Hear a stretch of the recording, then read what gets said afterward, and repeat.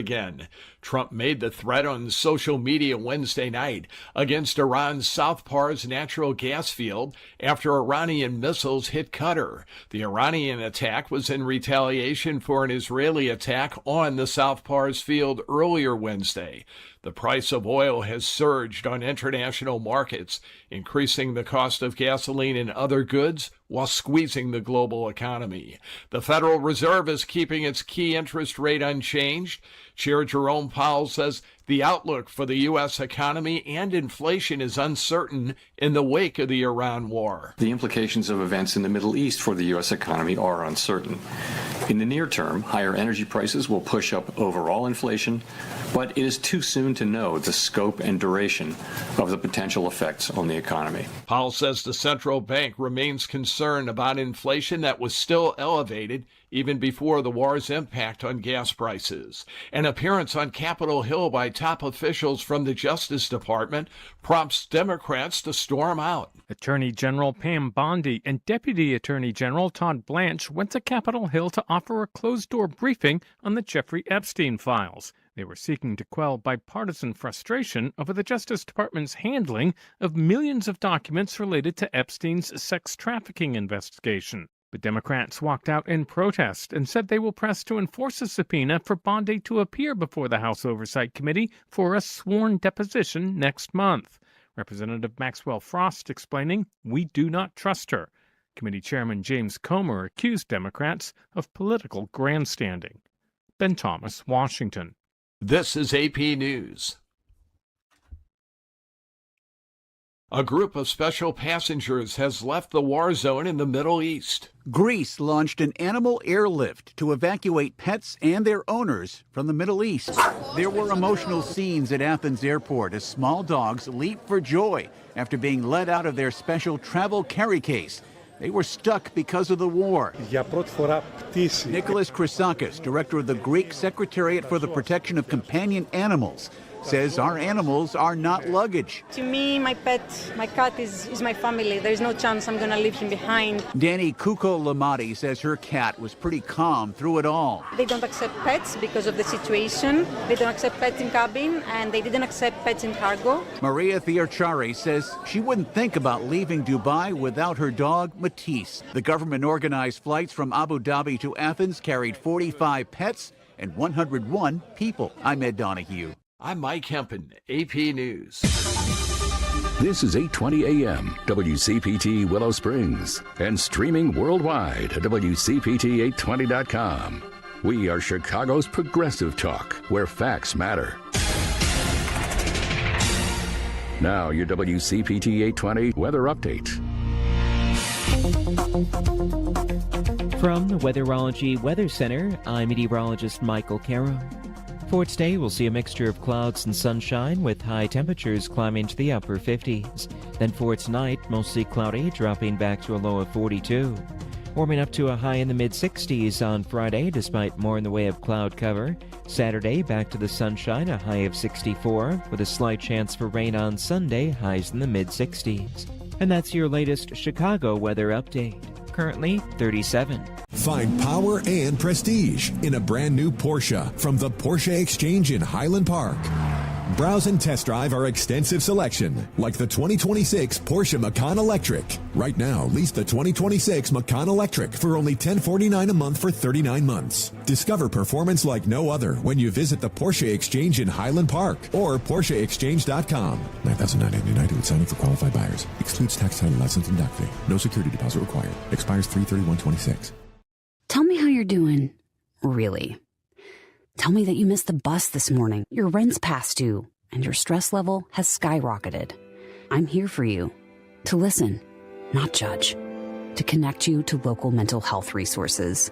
No matter what you're going through, specialists like me from NAMI Chicago Helpline are here for you.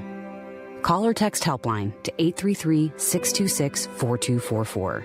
That's 833-626-4244. This is WCPT 820, where facts matter. Welcome to Choose Views with Richard Chew. Get ready to dive into a world of insightful conversations and thought-provoking discussions. As progressives, our job is to have an all-inclusive, full-on assault with all of our players. A show that focuses on moving our political, social, economic, gender, and cultural conversation forward. And all of our players means all of our players. It's Choose Views. And now, here's your host, Richard Chew. Good Thursday morning, progressives, and all the rest. Welcome to the March 19th, 2026 edition of Choose Views, 773-763-9278. Find my show on Facebook Live, TuneIn Radio, and YouTube. And email me at richard@WCPT820.com. Follow me show on all of the socials from X to Spoutable, Facebook, Threads, Instagram, LinkedIn, Blue Sky. Gosh, is tomorrow the first day of spring, the 20th? Yeah. Wow. That's great because I think it's going to get up to 60 degrees tomorrow. So, I expect to see people out in shorts and flip-flops in Chicago because as soon as we break like 52 degrees. But anyhow, catch all of our shows by subscribing to our WCPT podcast on Apple Podcasts, Spotify, Amazon, iHeartRadio, where you can get all of the great stuff. Choose Views, featured interviews, Joan Esposito, live, local, and progressive, Patty Vasquez, Driving You Home, Edwin Eisendrath with It's the Democracy Stupid, Out Chicago, and all of our other great shows, interviews, posts, and all that wonderful stuff. And you're missing out if you don't make your way over to heartlandsignal.com, our digital newsroom and digital platform. Let me give you guys a rundown of a couple quick things that are happening over at Heartland Signal. Chicago journalist and his wife had a TSA pre-check suspended. If you guys are familiar with the TSA pre-check, and if you travel, you should probably have it, after an ICE arrest. Really good article you guys want to check out. Quick rundown. Daniel Biss won in the 9th District, as you know. Melissa Bean won in the 8th District. Nikki Buzinski won in the 13th District primary. She held off Dylan Blaha. Lieutenant Governor Stratton won Illinois Senate primary. LaShawn Ford and in the 7th District, and Donna Miller in the 2nd District. We may have LaShawn and Donna with us tomorrow, so we'll keep you guys posted on putting that together. But some other great pieces over there. Sam Cedar, Illinois Democratic, has a majority report, and that we'll be talking a little bit with Kat Abu-Ghazala. So that will be some good stuff for you guys to check out there. So make your way over to heartlandsignal.com to catch all the great stuff that we've got. Some interviews with Melissa Bean, and across the entire region. So looking forward to you guys being able to check those out, share, pass along to the other folks in your world.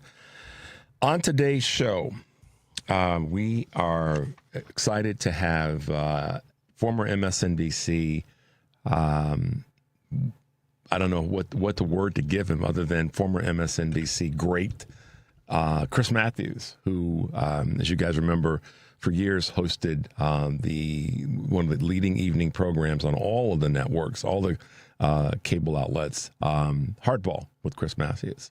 So looking forward to having him with us at 6:30. I'm excited to talk with him after having talked with Eugene Robinson last week and Chris today. It'll be really cool.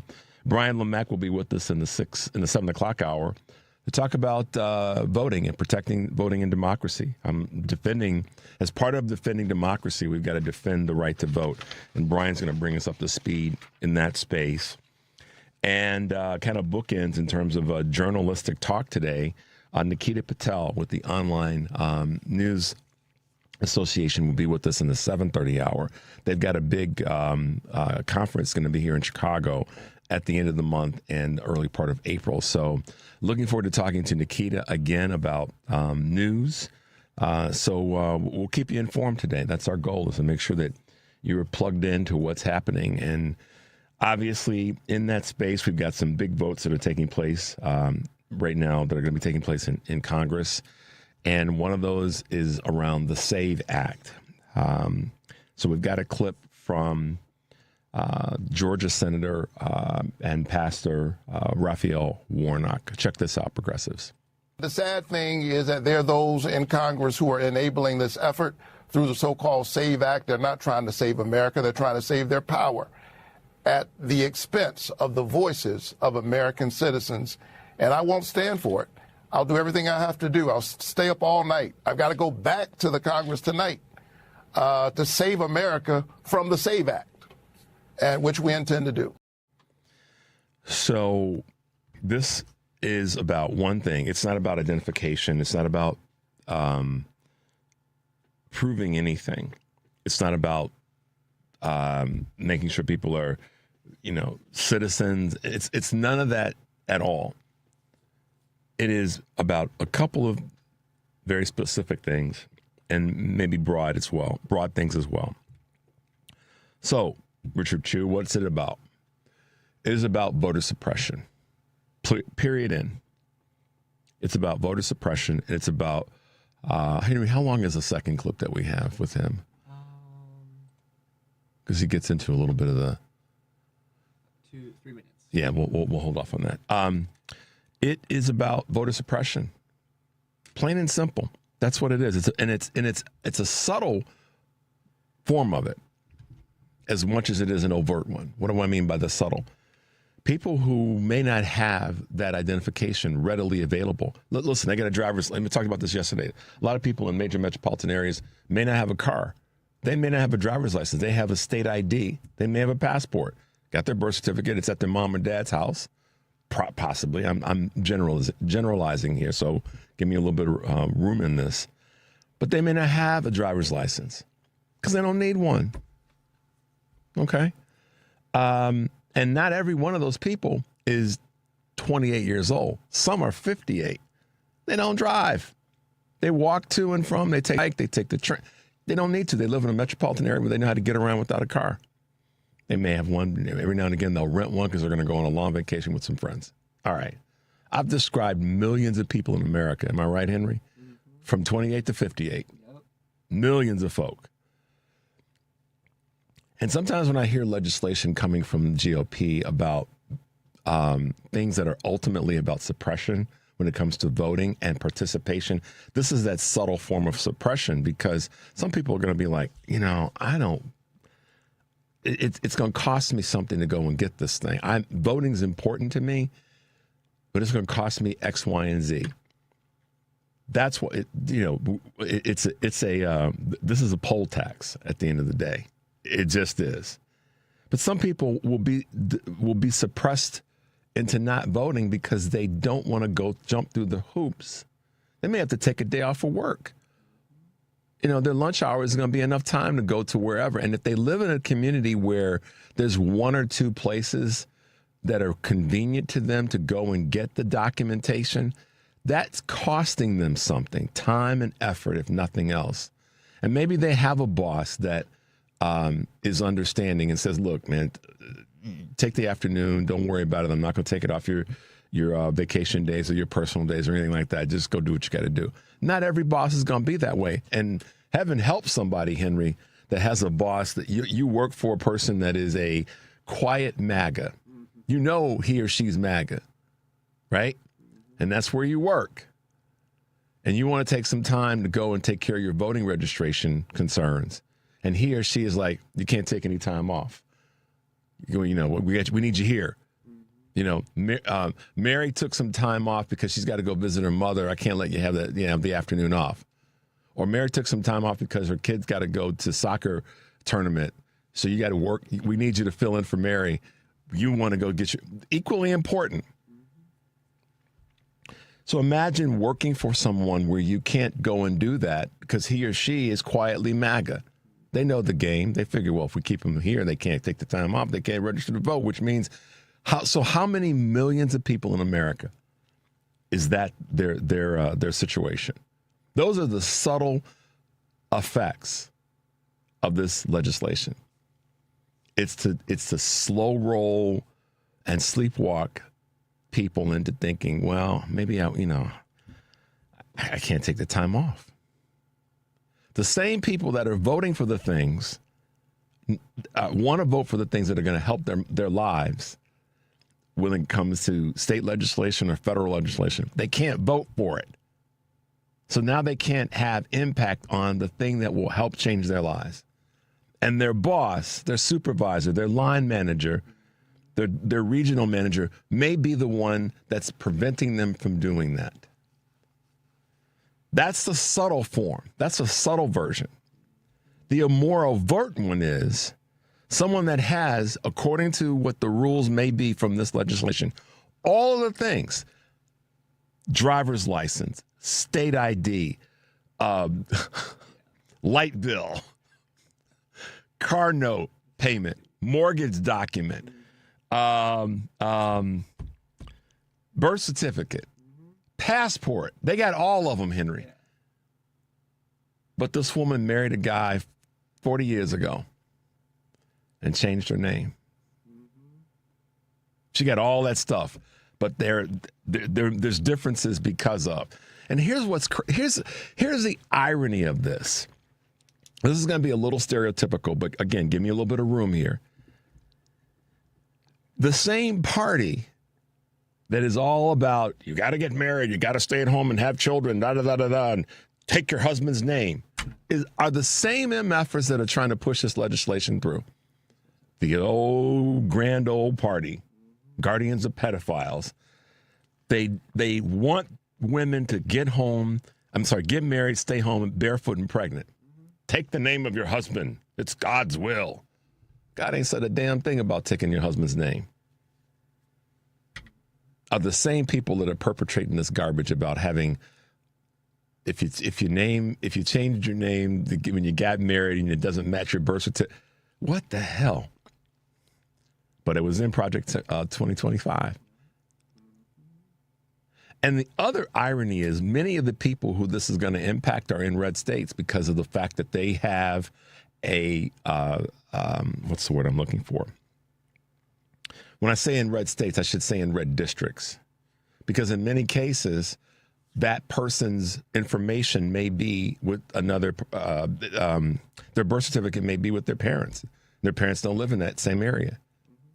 And that doesn't just have to be in red district. I shouldn't just say that. It could be in the blue district. But at the end of the day, it's still a situation where it's voter suppression, whether it be a subtle version or a very overt version where someone's got all their stuff, but it still doesn't quite meet the test. And it's really focusing on women. Because, most men, when they get married, don't change their last name to their female spouse if that's who they marry. We're going to take a break, guys. The number is 773-763-9278. You're listening to Choose Views on WCPT AM 820 in Chicago and WARR 1520 AM and 103.5 FM from Warren County, North Carolina. I'm Richard Chu. We'll be right back.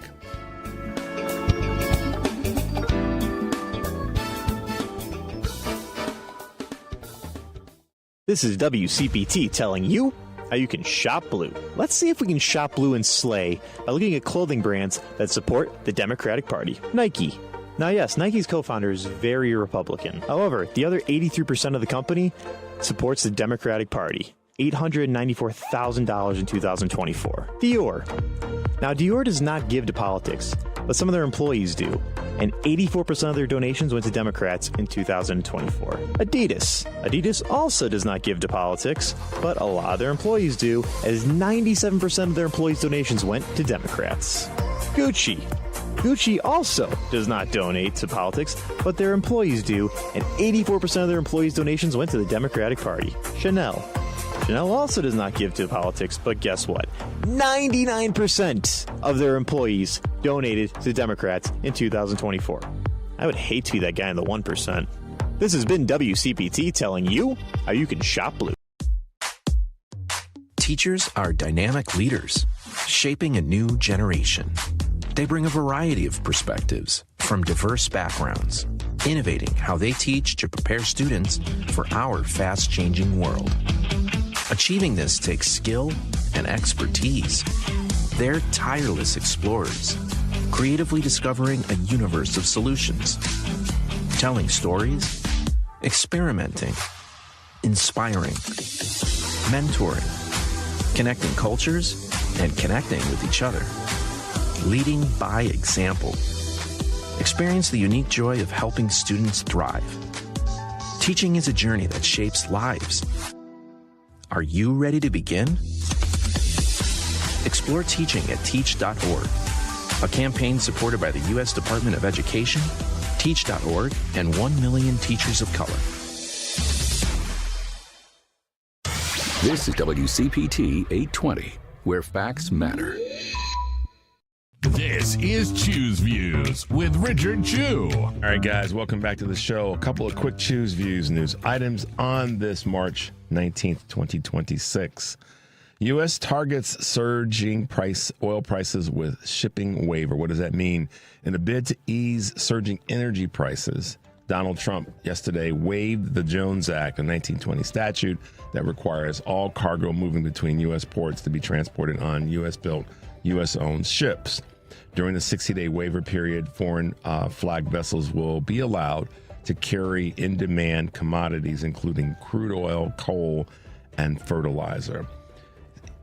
Here's what's crazy about this. He has to create these waivers and do these things and all this other, these other gyrations. Just lead with some smarts.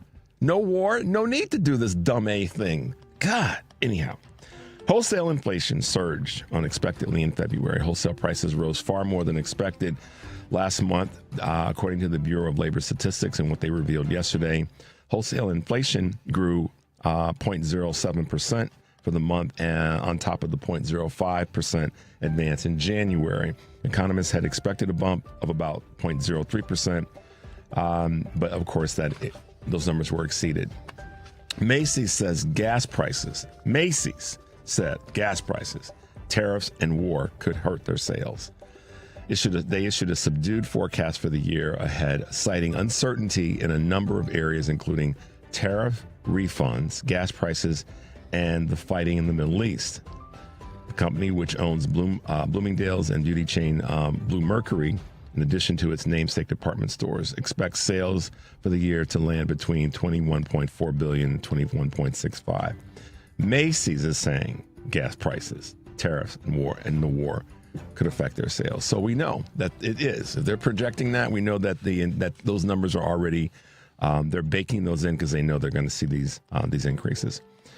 The Fed keeps weathering shocks in the fight to tame inflation. It's widely expected to keep rates steady once their meetings conclude this week. Officials have faced continuous shocks to the U.S. economy over the past 5 years, and with the war in Iran and its impact on oil prices being the most recent challenge. One economist spoke to Bloomberg, labeled the Fed's famous dual mandate of maintaining maximum employment and stable prices as a mandate that's worthy of a robust debate. Last but not least, home insurance prices set to rise for the 5th year running. Thought everything was going to go down, Donald. Home insurance prices are expected to rise later this year in 2026 for the 5th year in a row. Major weather damage and higher rebuilding costs could drive the average annual premium up about 4% to over $3,000, according to online insurance comparison site Insurify. Premiums are up nearly 50% since 2021. A half a dozen states, including Minnesota, Colorado, are feeling the brunt of changes, but the most expensive state for home insurance, where would y'all think that might be? I'll tell you, it's Florida. Homeowners pay nearly $8,500 a year on average for their insurance. And much of the issue is coming from weather patterns. So, I love how the Trump administration doesn't give a darn about dealing with anything with the EPA other than cutting back on their funding and their budgeting, taking away their notification, the early warning, and all the rest. Guess who's getting fat? Because insurance companies, in case y'all don't know, they don't pay out till there's an incident. So they'll raise the rates. If there's not an incident, then they still make a bunch more money. We don't want there to be an incident at all, period, on any level. Health, car, and certainly homes and dwellings. But the administration and all the administrations have known this. And of course, previous Democratic administrations have understood the importance of making sure that we pay attention to our environment and our climate. Republican administrations have never really I think the last president that really even peaked at it was Eisenhower. And it wasn't much of an issue talked about then from all the readings that I can look back on. But that being said, I want to come back to this thing about the use of the Jones Act to offset this war that Donald Trump has started. Just don't start a damn war, dude. Then you don't have to do all this manipulation. And I want to throw this out. You know, a lot of us are talking about the war in Iran, is a distraction from the Epstein files. Okay, we've all said that. It's something else, though. And Patty Vasquez and I talked about this briefly the other night during the election coverage. We both kind of mentioned that some of this belief, and a lot of people who are religious scholars have really leaned into this, that this war is also, going back to Project 2025, it's part of their plan for this sort of end of days situation. You know, let's create some turmoil and see who survives. So there's some religious aspects to this as well as it relates to how this sort of crazy Christian need for Christian dominance of the planet and the resurrection is driving some of this. Think about what a lot of people in the administration and the cabinet are saying. The guy that is the head of the Department of Defense has got this weird kind of, religious Christianity thing going on in terms of Hexeth. Mike Johnson's the same way. What's the woman that she's a pastor? Was it Paula White? Is that her name? Y'all check that out for me. I think I got that right. She's she's the hands-on dude, hands-on woman for this dude. So there's this Christian kind of let's use that as a justification to promote this war. Paula White, is it?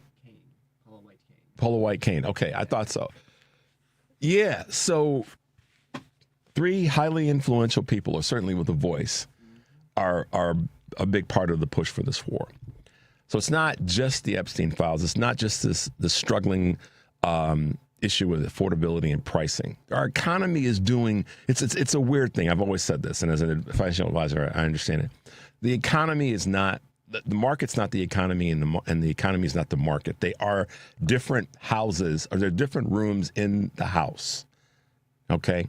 And depending on what's going on, one can be a small bedroom and one can be the living room.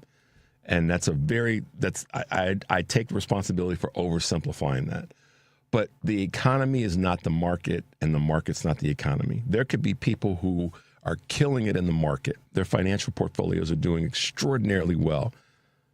And prices for things could still be up. That's a fact. I've seen that over the past 30 years in that business. Your 401k is probably up and maybe down in the last 2 weeks because of this damn war. But your 401k could be up. You could see the increases on that side of the ledger. And you're thinking, okay, cool. And that's what a lot of people use to justify voting for Trump. My 401k did great under him. And But you're paying more for those steaks and those salads and those dinners out. And ironically, your insurance is up. That's the economy. But your 401k could look really strong. Your stock portfolio could look really good, et cetera, et cetera, et cetera. It's not nearly enough time to talk about that today. But I just going to get back to the fact that there is a failure in this Trump administration on a lot of levels. So the war is not, and to that end, the war is not just about the tariffs failing and the overall accountability and affordability failing, immigration and ICE failing. There is a part of this administration that wants to see this, I think, sort of conversation around end of days, who's going to survive. We're the big bad person on the block, and we get to determine who's going to live and who's going to suffer while they're on this planet. There is some of that going on. Play back some of the Pete Hegseth speeches to the generals and speeches to other military folk and some of his press conference. And there's an undertone there. You'll see it. It's that sort of, we're better than you. If you don't listen to us, you suffer. So, in the event, we're going to take a break. Got to take a break because we got Chris Matthews with us in a few minutes. The number is 773-763-9278. You're listening to Choose Views on WCPT AM 820 in Chicago and WARR 1520 AM and 103.5 FM from Warren County, North Carolina. When we come back, we'll be talking with the great Chris Matthews. We'll be right back.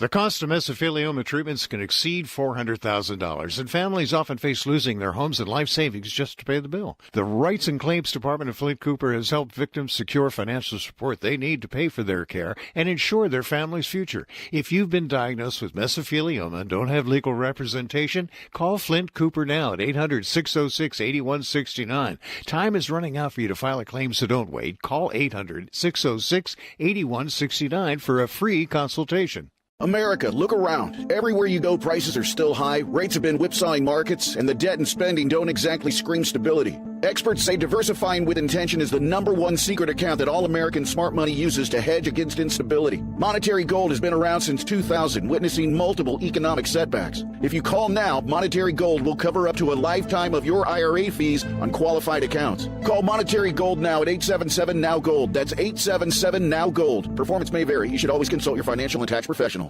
Is credit card or other debt making it difficult to pay your rent or mortgage? Home insecurity is often the unintended consequence of an inability to pay mounting credit card debt, student loans, or medical debt. But by working with a nonprofit credit counselor, you can avoid or reduce the risk of eviction or foreclosure while tackling debt for good.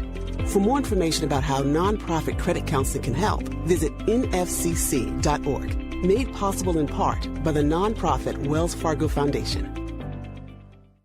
A tree can be a warrior, battling global challenges with greater courage. A tree can be a solution, cleaning our air, supporting our communities, and protecting our wildlife. A tree can be noble, growing hope in every corner of the world. That's why now is the time for trees. Millions of trees.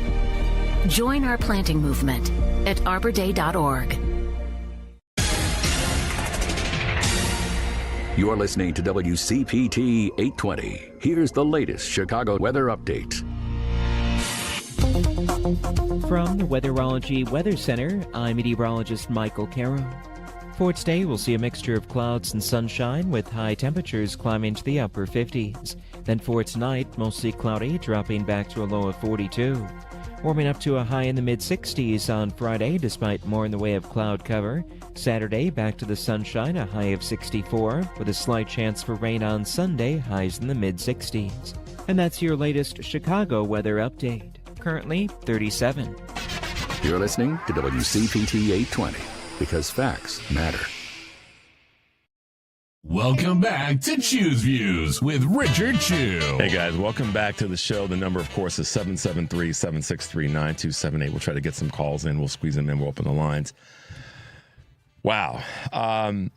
For years, well over a decade, nearly 2 decades, this was a voice that many of us turned to. I actually couldn't wait because many times it was to hear the laugh, the infectious laugh, to see the big smile from our Philly-born, just lifetime great journalist, great anchor, great reporter, and great author. And with us this morning is none other than Chris Matthews. Good morning, Chris, and welcome to Choose Views. Good morning. Good morning, Richard. It's good to be on. See, I can feel that smile. I'm not exaggerating when I tell you that there were so many times that I would just wait so I could see when you came on and the laugh and the ha. Just the way in which you, for such a long time, brought so much great news and information and reporting to so many millions of people. I just want to start off by saying thank you for all of those years of just great journalism. I mean, it was greatly appreciated, and it moved the needle for so many people in their lives. Well, thank you. It means a lot. Thank you. Absolutely. Lessons from Bobby. 10 Reasons. RFK Sr. still matters. What a great read. I haven't read it in its entirety, but some of the chapters, guys, that you got to dig into this. You really got to dig into this. Heal the divide. Have some guts. Admit your mistakes. I love that one. Pursue ideals. Uphold human rights. Seek peace. Enforce the law. Be tough. Know how to concede and sacrifice. What brought you to write yet another great Chris Matthews book, in particular this one? Well, I had written a big book on Bobby Kennedy, The Raging Spirit. It sold 250,000 copies, which is a big sale. It was on the New York Times list for 12 weeks, and almost as many weeks as Jack Kennedy book I did for 14 weeks. But this one I got a call in the last summer, from Simon & Schuster, and they said, we want a book on Bobby to coincide with his 100th birthday. Right. It would have been this November.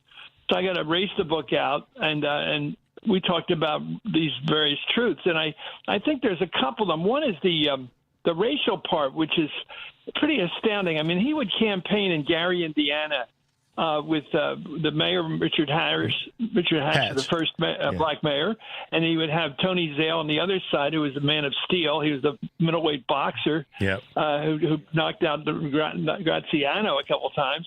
And he wanted to show that he was for both communities. He wanted them to be united, and that's how he did. He campaigned like that.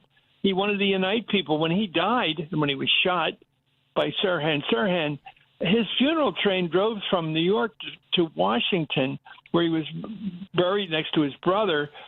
And all along the trail, you saw that incredible train ride. You saw black and white communities. We had the black people in Philadelphia, 20,000 people singing the what's it called, the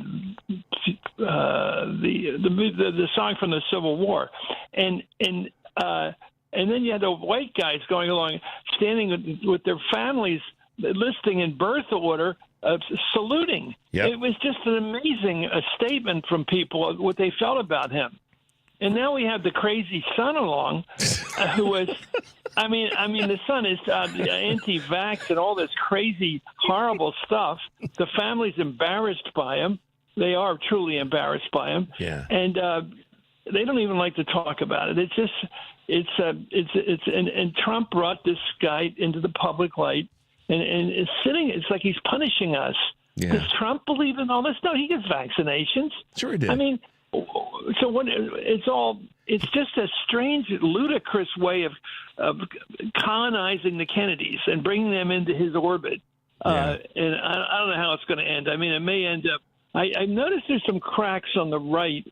Yeah. And I'm not an expert on the right, but I've noticed for Tulsi Gabbard, I watched her testifying today again with the House, and she's got some statement about this war is wrong and there was no imminent threat, and it sounds like the classic conservative point of view and not the neocon or hawkish point of view. It sounds like they're beginning to shake loose from him. This war is not going to end, and I think it's going to shake the right as it goes along. You know, Chris, I got to say this, and then I'm going to come back to where you just ended. When I think about Bobby Kennedy Sr., I think about a couple things like you just highlighted. I think about the Poor People's Campaign, and think about, I've said this so many times, the reason that Dr. King, Malcolm, Medgar, and Bobby, not so much JFK, but you're more of an expert on that, but the reason that I think they were assassinated is because they were doing just what you talked about. They were looking at how do we bring folks together.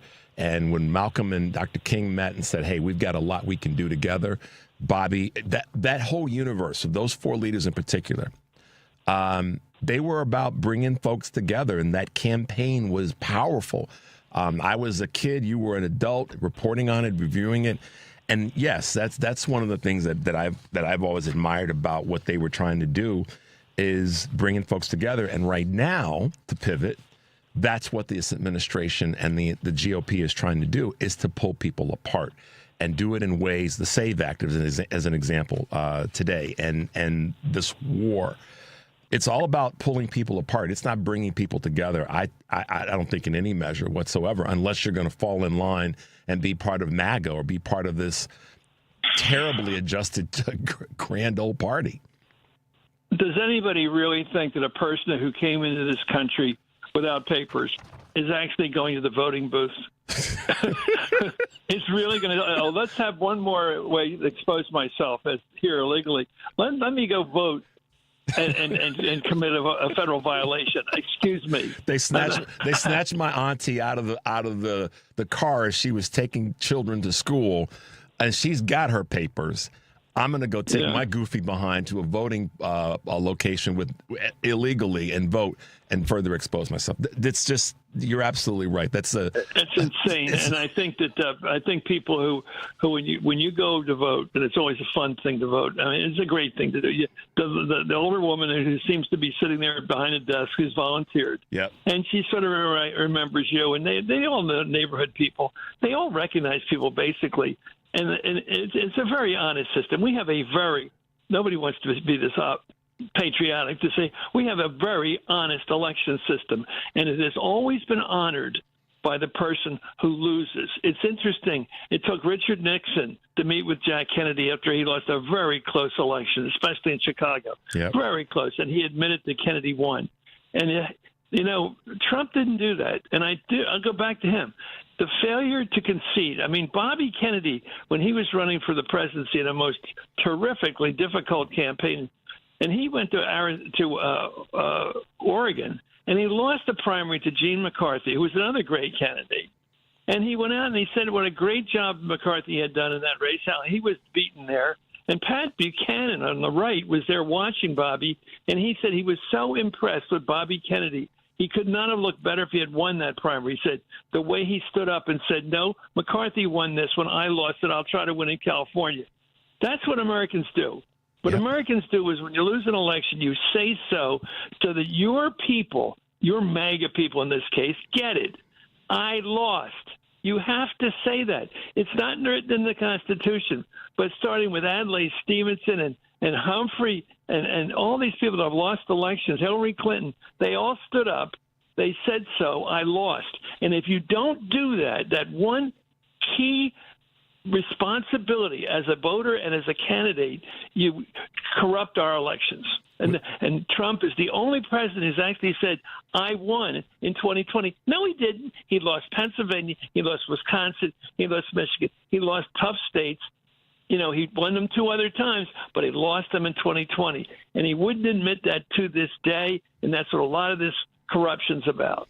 And to this day, they're still playing that card that the 2020 election was stolen, and it's putting energy behind the conversation, and it's now putting federal money behind it in terms of going into Georgia, into Fulton County specifically, snatching that information, basically trying to gangster Minneapolis and Minnesota and say, if you give us your voting information, we'll pull ICE. Well, they pulled them anyhow, and now they're trying to do this in other areas. And once again, to your point, it's just say you lost. Or if you don't want to say I lost because that sounds negative, say I didn't win. But acknowledge it, because that's the truth. And who was it, Chris, that was the head of the election group, and I may be calling it the wrong group, that said that the 2020 election was probably the most secure election that we've had in modern lifetime? Well, Brad Raffensperger, I've interviewed him at length. He's the Secretary of State down in Georgia, and he was so smart. He turned on the tape recorder when Trump called. Yep. And when Trump called, he got him on the record saying, I need his 12,000 votes, because that's what he was short. And he was asking him to go find 20,000 or 12,000 votes. And he got him on the record. And then the president had to say, well, keep trying or something like that. And he was, I think he finally realized he was being taped.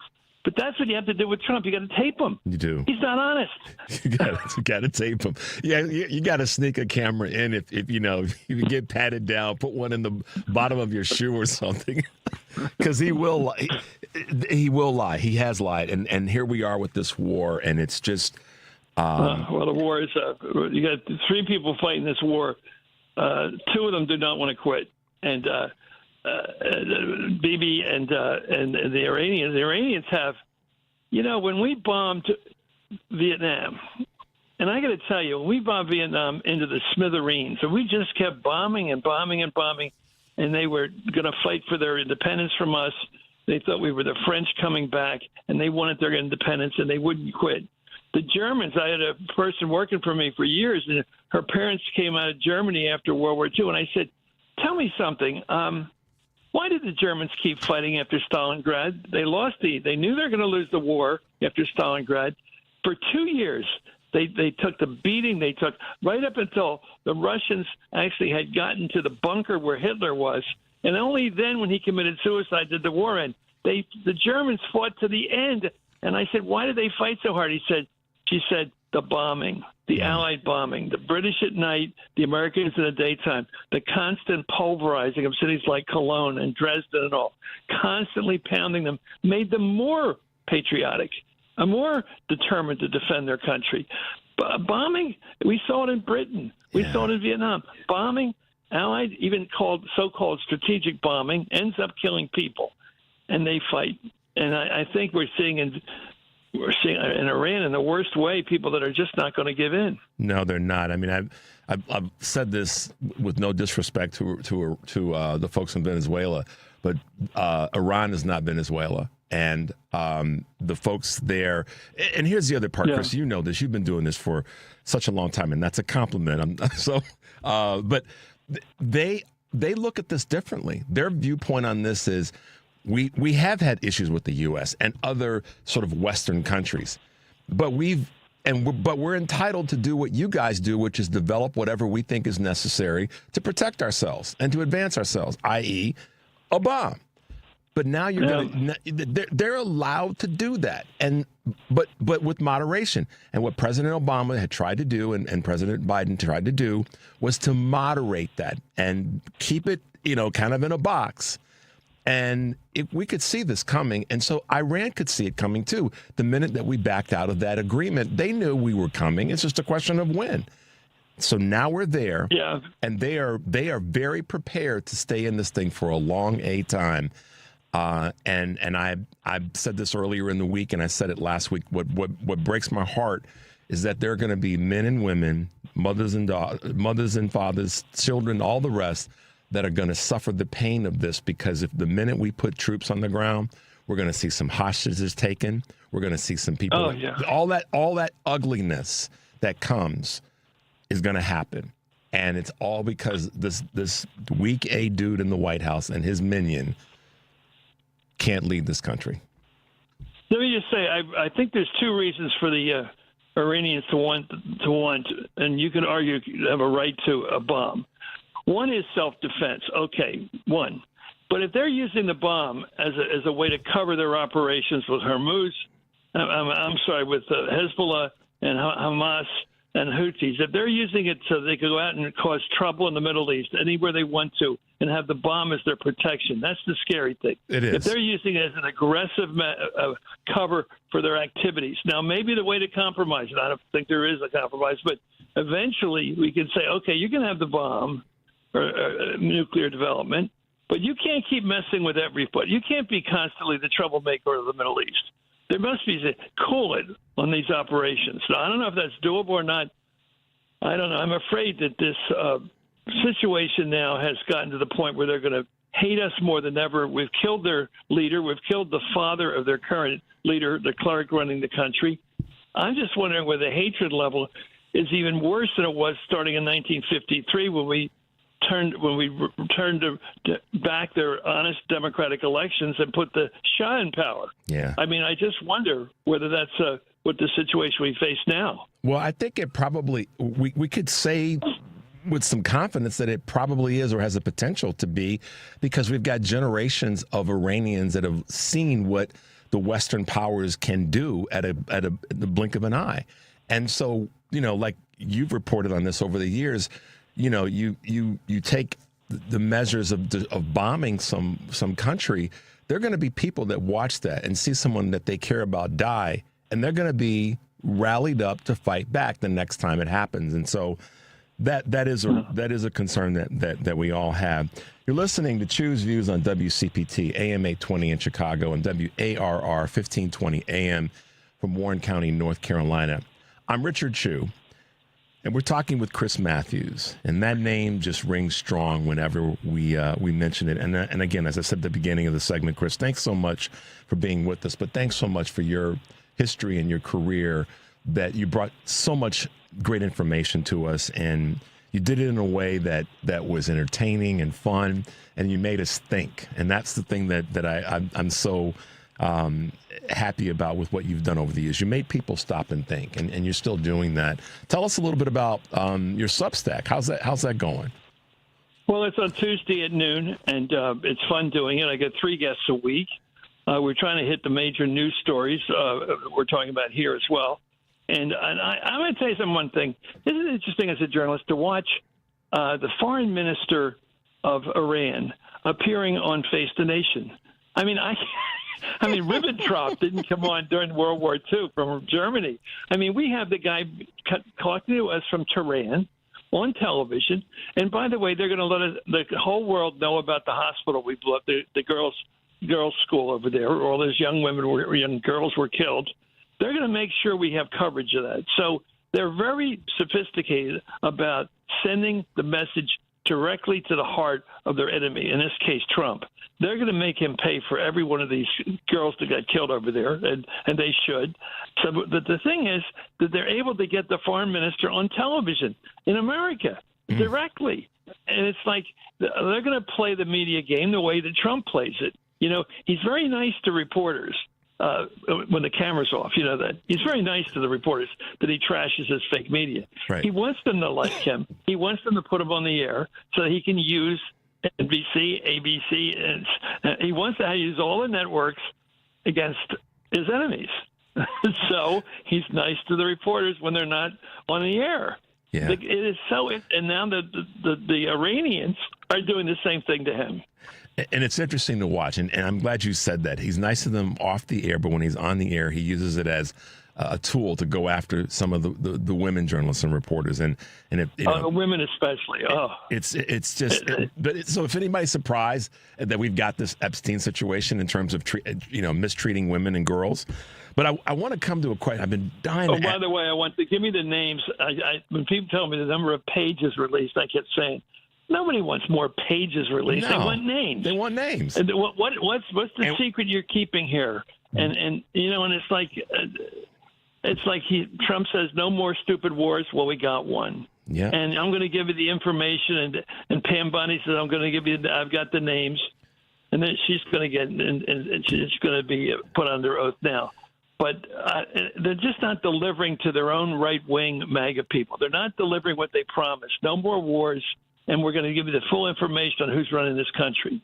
Yeah, and we're going to fix immigration. The 3 big things, and then we could even the 4th one, of course, is affordability and the economy. They failed in all 4 of those things. So what do? Let's start a war. Then people will be talking about that. But ironically, the starting of the war is going to have probably the biggest negative impact on our economy. So. Chris, let me. Well, it's $5, it's $6, it's $10. What's it going to be? How much? You fill your card, it's $120. Come on. I know. That's not less. That's far more. Let me ask you this: reporters. I mean, you've done this for such a long time and in such a great way. But I want to ask you this: what are your thoughts right now on reporters and journalists? Are they being boxed in by corporate media ownership and consolidation? What's happening there? Because a lot of times, and I'll say this to you, just, I think if I had the opportunity to ask Caroline Levitt a certain question, I would just pin her ears back and ask her a really tough question. But what's happening where it just seems as though our reporters, our journalists are so regimented in autonomy. I mean, not autonomy, but being automatons. And I'm not denigrating them. Just like I'm confused. What the heck? Do you get my question? Yeah, I think that the polarization is one thing that you turn on Fox and you turn on MSNBC and you're getting 2 different versions of the truth. People are walking past themselves. They don't talk about the uncomfortable things. They talk about the comfortable. And there's a tendency to give the audience what it wants to hear. Make people happy. Don't just give them the news. Make them happy when you give the news. So don't give them the bad part. Give them the good part. I think that goes on. I think with NBC, with CBS, you got to wonder what's going on there. You got to wonder about how much influence is coming in from the boss. I always wonder about Dan Snyder and the formerly known as Redskins, and I keep thinking he'd go racing down there every time there's a tough play. What is he saying to the coach? I mean, what's going on here? There are a lot of bad calls. So let's put it that way. I think these powerful people, they see something, they go, oh, we have to correct that. I remember one of the networks said, this war began in 1979. I said, no, it didn't. It started in 1953. Yep. This fight with Iran started when we dumped their democratic government. It didn't start when they took the hostages, but clearly they were angry at us then. When I was at the White House, I was a speechwriter for Jimmy Carter, and I got to tell you, I smelled the tear gas, and I was talking to him about it before he died. I said, you could smell the tear gas, because the anti-Shah people were so angry they took the fight to our country. And that's what I sensed. Oh, my God, we're in trouble. They have nothing but contempt for us, and they're going to start that war over here.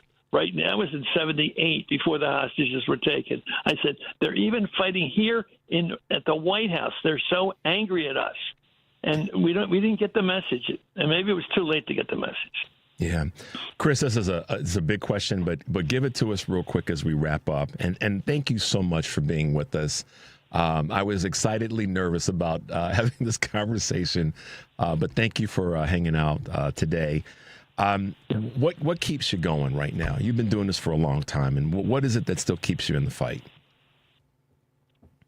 Well, I'm interested, and I think that's I've read about when the Allies came into Paris after World War II at the end of the war, 1944, and there were people sunbathing along the Seine. I'm not laughing. I am laughing. There are some people who are just not interested. Okay, I'm sure their conversation as they took up their towels where they're getting their tans and they're going. I hear there's some politics going on here today. What's going on? Oh, yeah, the Allies are coming in, the Germans are leaving. Oh, I get it. That's interesting, I guess, to some people. So not everybody's interested. Yeah. I am. Okay, and I've had the luck of having 25 years or more with MSNBC and 15 years with the San Francisco Examiner and all those years in politics with Jimmy Carter and I was top aide to Tip O'Neill for 6 years. I mean, I've had a lot of breathtaking experiences in politics and covering it. And I do try to think what's really going on. Yeah. And if I would say something about one side, would I say the same exact thing about the other side if they were caught in the same situation? I hope I am. Yeah. And so I try to look at things that way. And I see this thing as derangement, what we have right now. I don't think this president came out of the system, and that was sort of good that he didn't come out of the political system. But his failure to understand history and what we've been through in World War II and Vietnam and the Cold War, we've been through a lot as a country. We should learn from that, and we should benefit from it. And fair play and treating your opponent as a good person. When Ronald Reagan was shot, my boss, Tip O'Neill, went to the hospital. Nancy Reagan put him as the first guest to be the first person to go in to see Reagan because he was the opposition leader. And they prayed together. They prayed the 23rd Psalm together, he and Reagan. Yeah. And he kissed Reagan on the forehead and said, get some sleep.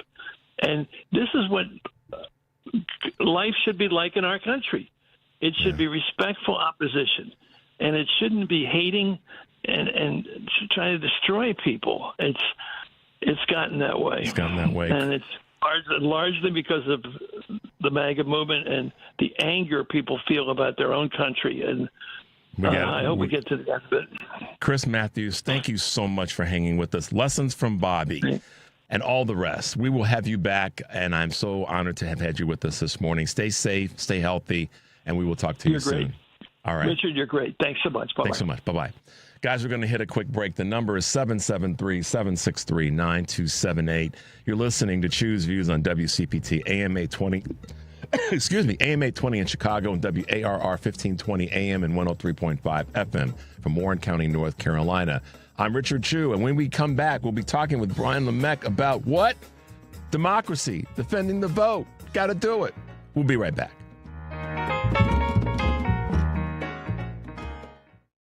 Hey Progressives, it's Richard Chew, host of Chew's Views weekdays 6 to 8 a.m. Central. We're all anxious for the 2026 midterm election to arrive so we can restore some sanity and much needed oversight to our government. In fact, it's the most important midterm election in American history, and Chew's Views will be in the thick of it, bringing you candidate interviews on a regular basis.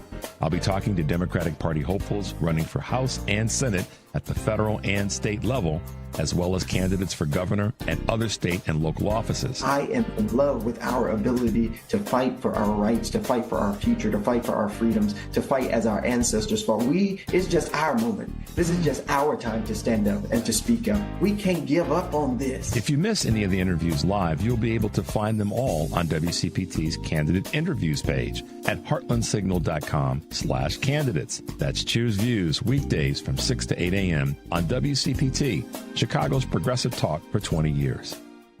Staples has hot deals and low prices on everything for your business, like up to $125 off your print order. Ends April 18th. Exclusions apply. Visit staples.com/print for details. AP News, I'm Mike Hempel. Iran hit a Saudi refinery on the Red Sea and set Qatari liquefied natural gas facilities and 2 Kuwaiti oil refineries ablaze, sending international oil and gas prices soaring. The strike followed an Israeli attack on Iran's main natural gas field the previous day. AP correspondent John Gambrell reports Gulf nations are rattled by Iran's attacks. Right now, the Gulf Arab states are weighing what to do. We heard from Saudi's foreign minister overnight who said that any trust that had with Iran was gone now. So we don't know if that means that the Gulf Arabs are going to allow the Americans to potentially use their military bases to launch attacks on Iran, or if that could mean the Gulf Arab states engage in combat directly with the Islamic Republic. But all signs point to further escalation in this war that so far shows no signs of stopping. AP correspondent Byron Tao reports that in the middle of war, the U.S. State Department is understaffed, demoralized, and struggling to carry out its basic functions. More than 4,000 employees have left the department since the beginning of 2025. And interviews with officials say that these losses are having a profound impact on the department's ability to deliver services to American citizens and to advise policymakers in the midst of what is a growing war in the Middle East. The latest World Happiness Report 2026 says heavy social media use has contributed to a stark decline in well-being among young people. It found that the effects are particularly worrying among teenage girls in English-speaking countries and Western Europe. The annual report was published by the Wellbeing Research Center at the University of Oxford. This is AP News.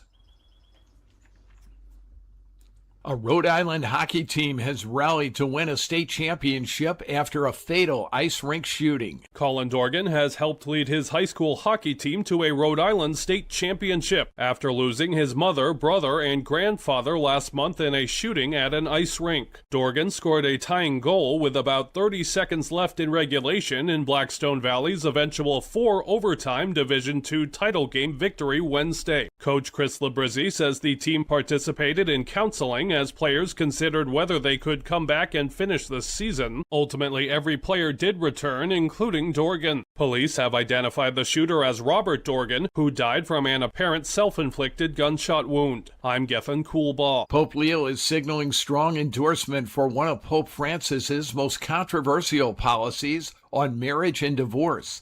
Leo penned a special message today marking the 10th anniversary of Francis's 2016 document, The Joy of Love. I'm Mike Hempen, AP News. This is 820 AM, WCPT Willow Springs, and streaming worldwide at WCPT820.com. We are Chicago's progressive talk, where facts matter. Now, your WCPT 820 weather update. From the Weatherology Weather Center, I'm meteorologist Michael Caro. For today, we'll see a mixture of clouds and sunshine with high temperatures climbing to the upper 50s. Then for tonight, mostly cloudy, dropping back to a low of 42. Warming up to a high in the mid-60s on Friday, despite more in the way of cloud cover. Saturday, back to the sunshine, a high of 64, with a slight chance for rain on Sunday, highs in the mid-60s. And that's your latest Chicago weather update. Right now, it's 36. Find power and prestige in a brand new Porsche from the Porsche Exchange in Highland Park. Browse and test drive our extensive selection, like the 2026 Porsche Macan Electric. Right now, lease the 2026 Macan Electric for only $1049 a month for 39 months. Discover performance like no other when you visit the Porsche Exchange in Highland Park or PorscheExchange.com. $9,999 would sign up for qualified buyers. Excludes tax, title, license, and dock fee. No security deposit required. Expires 3/31/26. Alexa, play WCPT. WCPT from TuneIn. Richard Chu's got his eyes on the truth. And you're right where you need to be. This is Chu's Views. Hey guys, welcome back to the show. Thanks to Chris Matthews for being with us for a bit this morning. Really great to have a conversation with him. He obviously one of the legendary voices in media and journalism, and he's a pretty prolific writer. He's written a few books, so you want me to check out his latest Bobby Kennedy book, which I think is really phenomenal. It's really tools for people to use to go forward. So grab a copy of that, and we'll look to have Chris back on the show sometime in the future. This gentleman has been with us before, and he understands probably as much as anybody as a political strategist and an architect of just making sure we protect this thing we call democracy. It starts with something that I talked about earlier in the show. And I appreciate the text. I've gotten a number of text messages from you guys, and I just want to say a shout out to everyone that's had some commentary about voting and about defending votes. And with us this morning is none other than our good friend Brian Lemek from Defend the Vote. Good morning, Brian. Welcome back to Choose Views. I like your cap, man. That's cool. You got to send me one. Thank you, brother. Appreciate that. You got to send me one of the caps, man. I'm sorry. You got to. Here's. I want one so that when I'm out and about doing stuff, and I'm walking around in Chicago and I'm different places, I can have that cap on, and people will stop and look at me and go, and I can go, yeah, where do you sit in the conversation around Defend the Vote? So send me a copy, or not a copy, but send me a cap if you get a chance to. Absolutely. You got it. So I take it you've been doing well. I know you've been busy as hell, like all of us, doing just that in terms of getting people properly informed about voting. We just had a big primary here in Illinois. And our turnout, although it could have been higher, was pretty good given, some of the subtle voter suppression things that are going on. But we had a good turnout, and we got some names that you recognize that are now going to be going to that next phase. But let's talk a little bit about what you're seeing throughout the country when it comes to voter maybe apprehension or excitement in this moment. Tell you, I mean, we have a moment right now where Donald Trump is doing anything he can to hold on to power to, and that includes preventing eligible citizens from voting, and that's through the SAVE Act. And so I think that if we can just look at the response that Americans are having, especially Democrats, the turnout that we've seen in a lot of these primaries has been exceptional. We look at what we saw in Texas, what we saw in New Jersey. It's been inspirational, really, to see our turnout. And I think it's that very turnout that's concerning Republicans. And they're saying Democrats have been activated. They've been activated at the polls, but we also have done an incredible job this cycle recruiting very, very talented, very qualified candidates. And Republicans look at this, and the MAGA Republicans especially, driven by Donald Trump, and they say, oh boy, we got a problem here. These guys are turning out some great candidates, are turning out to the polls. What can we do to prevent that? And we've talked about this before, when they can't win, they cheat, right? So they are working and pushing this SAVE Act, and Senate Republicans are saying now, our guys on the inside, they've never seen pressure from the president like this before. And the president is looking and saying, we are going to lose these midterms. We're going to lose one of our gavels. We have to do everything we can. And so we're going to make it harder for Americans to vote. So they're pushing the SAVE Act, which, just to share some polling, because I think it's interesting, Defend the Vote polling from a couple weeks ago, independents especially are in opposition to the SAVE Act. They look at the passport and the birth certificate requirements. They oppose it 17 points. They look at the barriers for married women. They oppose it by 14 points. Eliminating online polling or online voting rather, mail-in rather voting, forgive me, DMV, voter registration, 62 to 30% opposition. And then here's the thing, sharing confidential voter information with DHS, 65 to 25% opposed. DHS they don't oversee our elections. They have no business looking at our voter rolls. Right? But it's just like, it's horrifying what they're trying to do right now, and the just their thumb on the scale of all this stuff is really the reason that we all, every American, Republicans, Democrats, Independents, need to make sure we're getting onto the polls. We need to look, and if they have ICE at the polls, walk right by those guys and go in and vote. Yep. Don't let them intimidate you. Right? If they've got National Guard there, walk right by them, say hello. Go vote. Don't let them intimidate you. Your vote has to be heard.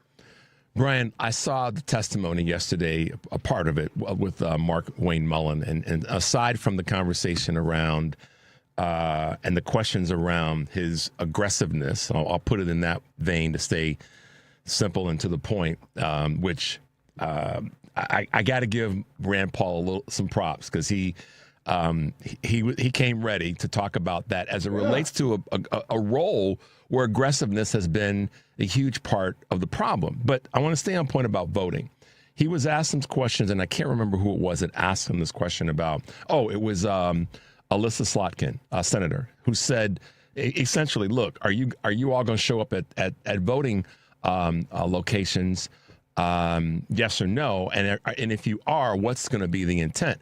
And he tried to put it in this vein of, well, if we think that there's a threat to someone, yada, yada, yada, we think that we're going to be there. I mean, it's kind of an edited version of his week A answer. He didn't really answer the question. He tap danced around it, which is all he did yesterday. But what I found there, and I've been saying this for weeks, you've been saying it for months, that they're going to be at polling places. It's not a question of if they are anymore. We got to get past if they are. I'm not you and me, but I think us collectively, they're going to be there. And they're going to try to justify it by saying that there's a threat to whomever. Now, this is what I'm going to laugh at. If I'm in a predominantly black community and black folks show up to vote, and it could be Chicago, it could be Houston, it could be Miami, hell, it could be, Birmingham, Alabama. But if it's predominantly black, who is it that they're there to protect from a threat of X, Y, and Z? Because everybody knows, and Brian, I see you laughing at this, but I mean, who are they there because of a threat to somebody there that's voting? Because black folks show up to vote, stand in line, chat with each other, don't cause any harm, because we've got history of the government being at voting locations to cause harm. So who are they there to actually protect because of a threat? I'll tell you, having just come back from Selma, right, for the 61st kudos to you, man, anniversary, it was a reminder of the effort. And Brian, let me pause you for a second. Yeah. Ultimately, what was Selma really all about? Voices being heard. And the right to vote. And the right to vote. Keep going. Exactly. Sorry, brother. Keep going. So no. So it was just it's just such a reminder every time of the effort and the struggle and the fight and the resolve for the vote to be heard. And that it is a fundamental right. It is not a privilege, as Donald Trump likes to say. It's a right to vote. And we were reminded that in Selma. We're going to remind them this election of our right to vote by coming out. And so to go back to who they're protecting to Donald Trump. That's all they're protecting, right?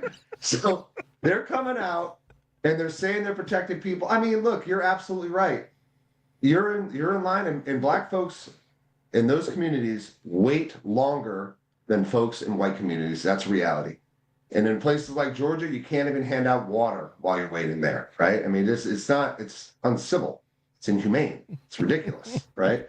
So what they're trying to do by having these people come out, they're trying to intimidate and they're trying to block the vote. And they've run out of legal ways to do this thing, right? And so they're just putting muscle in. These guys are hammers looking for a nail. Mullen is a goon. Mullen is a guy that plays the tough guy role. He is a wilting flower, right? And he is so because he's doing what Trump wants him to do. That's why he's there. So as far as the protection, they're protecting Donald Trump's power. That's what they're trying to do when they send those folks out, because they're trying to suppress our vote and make our vote not count, silence our voices. And try to make it seem like it's an immigration thing and that there's people coming in from coming in from brown countries. Let's just not from other than brown countries that are coming in to steal the vote. And like you said earlier, I'm going to, or was it, I think Chris said it, whoever, one of us, I can't believe that I'm going to show up at a voting place. I think, and it was Chris Matthews that said it.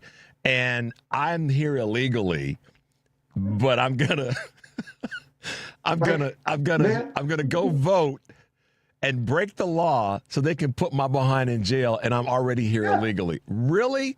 I mean, people have enough self-preservation to understand that's a bad beat for sure.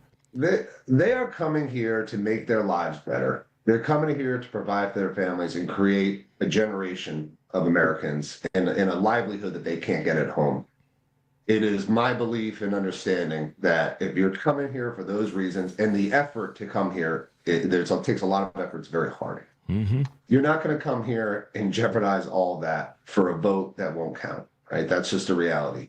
But also look at just the Heritage Foundation. The Heritage Foundation, of all people, 20 instances they're reporting, 20 instances over the last 30 years of illegal voting. Like, that's kind of it. So it's an insane argument.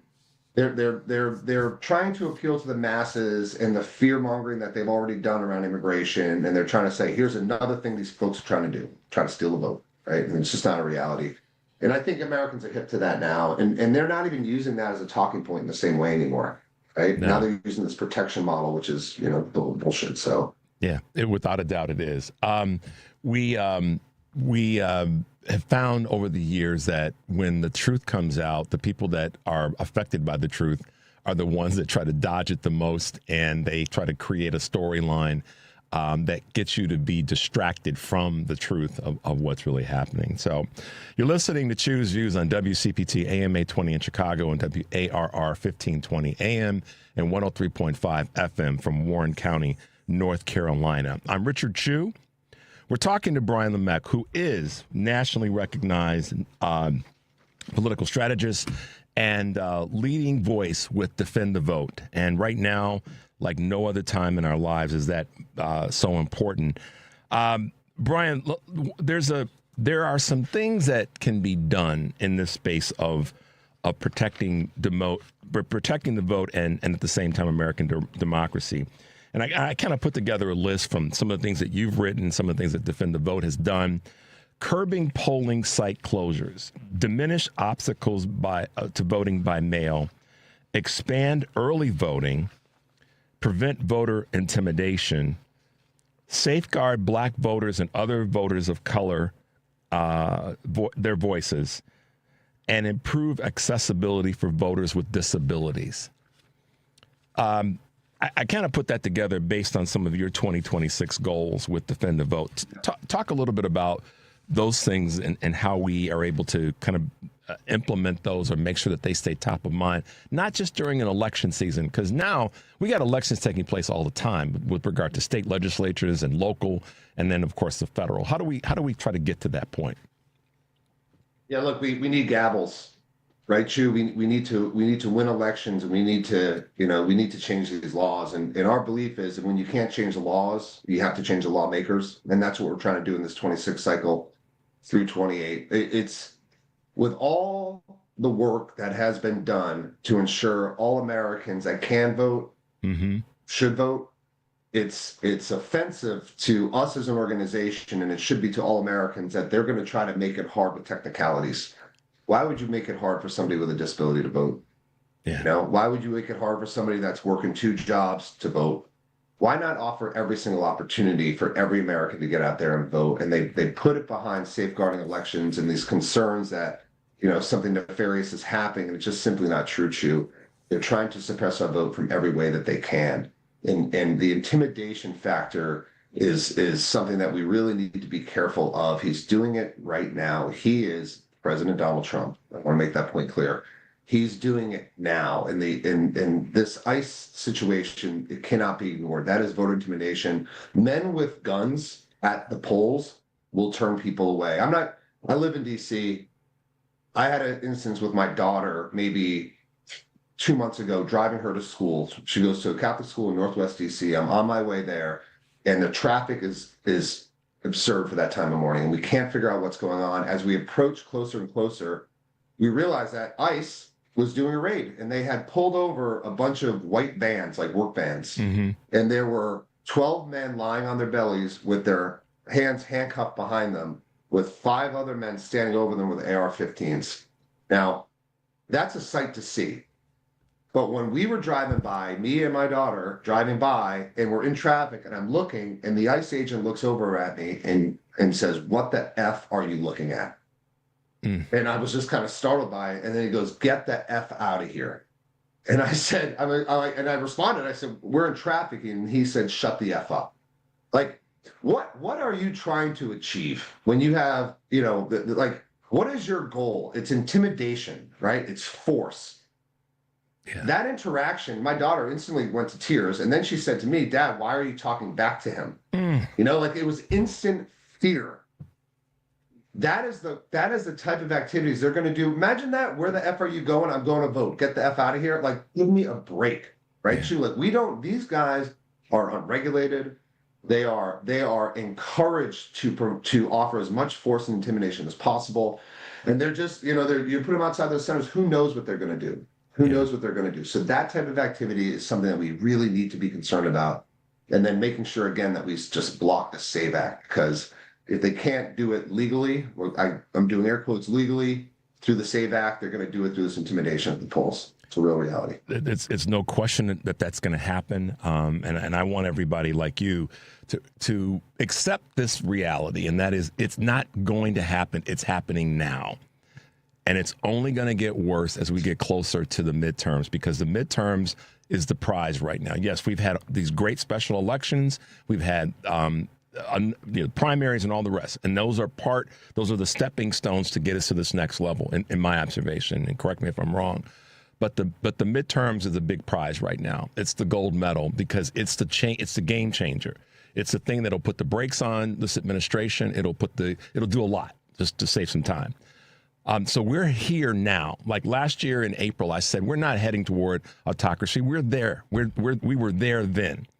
I'm saying now we are at voter intimidation and suppression right now. And your story is an indirect story, but it's one that's it's a sort of a future cast of what's going to happen when we get into October, certainly September, October, and then of course when we get to November. So I want everybody to pay attention that we're here now. We're not getting there. We're here now. They're laying the groundwork.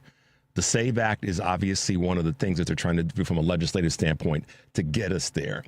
And what a disgusting thing for any person to get behind after all these years of people, that were born here, got married, changed their name, because it's kind of how we roll.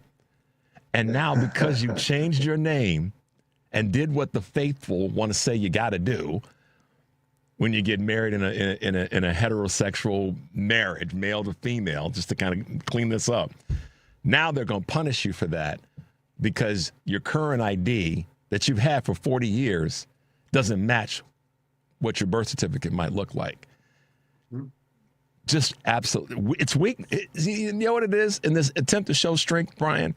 It's weakness. It's showing how weak these guys are, because they can't play on a level field. Level field, they get run over. We would run downhill on them. I don't know, brother. Look, the story I tell just on that same point is my stepmother is one of 7 girls, and 7 girls is a lot of girls. It's a lot of names. So she's leaving the hospital 2 days later. She still didn't have a name. They hadn't named her yet. And so her birth certificate says baby girl. Baby girl Sabella. So which caused her problems her whole life just anyway, right? But then she marries my father, 40 years ago. And now her name is Gail Robin Lemek. And they recently moved. So she has a birth certificate that says baby girl. She has a license that says Robin Gale. And she has to go to register to vote because they recently moved. She doesn't have a passport, right? Like tens of millions of Americans, she doesn't have a passport. So she again, born and raised in Rhode Island, many generations, she doesn't have what it takes to vote. She's been voting every election since she's 18 years old, and because of this absurdity, her vote could be suppressed. It doesn't make any sense. So let me ask you this question, and I meant to say this earlier, but I'm glad I forgot because I can bring it to you. So how old is she? 72. Okay, so she's been voting longer than some of the people that are leaning into this SAVE Act. Let that settle in, y'all. Anywhere in the country, Brian's mom has been voting longer than some of the people who were trying to bring this legislation to the forefront. That's a damn shame. But it's because of their weakness. It's because they are actually very mediocre. I've used these words before, and kind of feckless, that this is what they got to do because they know that if we competed on a level playing field, we'd be running downhill on them. Wow, what a story, man. Give our listeners all over the country, Brian, something to do in today with this vote, but also as we go forward. I know we're going to have you back and probably more frequently as we get closer to the election, but a couple of quick things as we wrap up today that folks need to be doing today in the next few days. So I do a couple of things. Illinois is a Democratic state, right? So if you're looking and you sit in a district that you feel like your representation will meet your needs, right, and meet your views and your values, look outside your districts and look at some races around the country that maybe you can support financially. It's an unfortunate reality that elections are won with money. We saw that in Illinois Senate race, right? Yeah. So look outside your districts and find some races and some candidates where you think that they might need a little extra push and support those folks. That's something that I encourage everybody to do, especially in Democratic strongholds. And then I would also push back against any narrative that says our elections aren't already fair, that aren't already run safely or securely, rather. That's what I mean to say, securely, because that's another thing that they're doing right now is they're acting as if we have this insecure system. That's not a reality. So push back against that narrative anytime you can. And then the most important thing, and we've talked about the whole show, is I don't care if it's raining, I don't care if it's snowing, it does not matter what's happening. If there are guns at the poll and ICE is there, everybody get out of my way. I have to vote. Yeah. Right? Get out of my way. I have to go vote. Wait in that line, that 2 hours, 3 hours. It sucks, and you're gonna have to miss work and all this. Do that. Make sure your vote is heard, because that is the opposition that we can provide as everyday Americans to these assaults on our freedoms and our rights, right? So just push by those guys and do it. Get in there, vote for who you care about, and then move on with your day. Yeah, I really appreciate what you said about for those of us in a strong district anywhere in the country, if you are happy, I like the way you put that, with the leadership and who you can vote for, then broaden the lens, open up the lens a little bit, and look to other areas. And I've been saying this for a couple of years now, for a while. Find other areas to help if you're in an area where everything's probably going to be okay, and put that money towards someone that can use it in those other areas. So thank you for that reminder. Brian, I can't wait to have you back. We got to get this thing done, man. We got to shoulder up, which we are, but we got to bring as many people into this fight as possible. And I so appreciate the hard work that you put in and just the diligence that you have. And tell your baby girl daughter that we love her, and we appreciate that she was there supporting Pops. And kudos to your mom for being in the mix for as long as she has. We appreciate all that family effort, man. Thank you, brother. It means a lot. I love being on the show. Love talking to you, man. All right. I'm going to send you one of these hats. You got to do the same. Don't pretend like you're not wearing a cool one right now, too. So. All right. I got one in the closet. I'll get it to you as well. So, Brian Lemek, thanks for hanging out with us, man. Be safe, and we'll talk to you soon, okay? All right. Sounds good. Thank you, guys. All right. Bye-bye. 773-763-9278 is the number. You're listening to Choose Views on WCPT AM 820 in Chicago and WARR 1520 AM and 103.5 FM from Warren County, North Carolina. I'm Richard Chu. We'll be right back.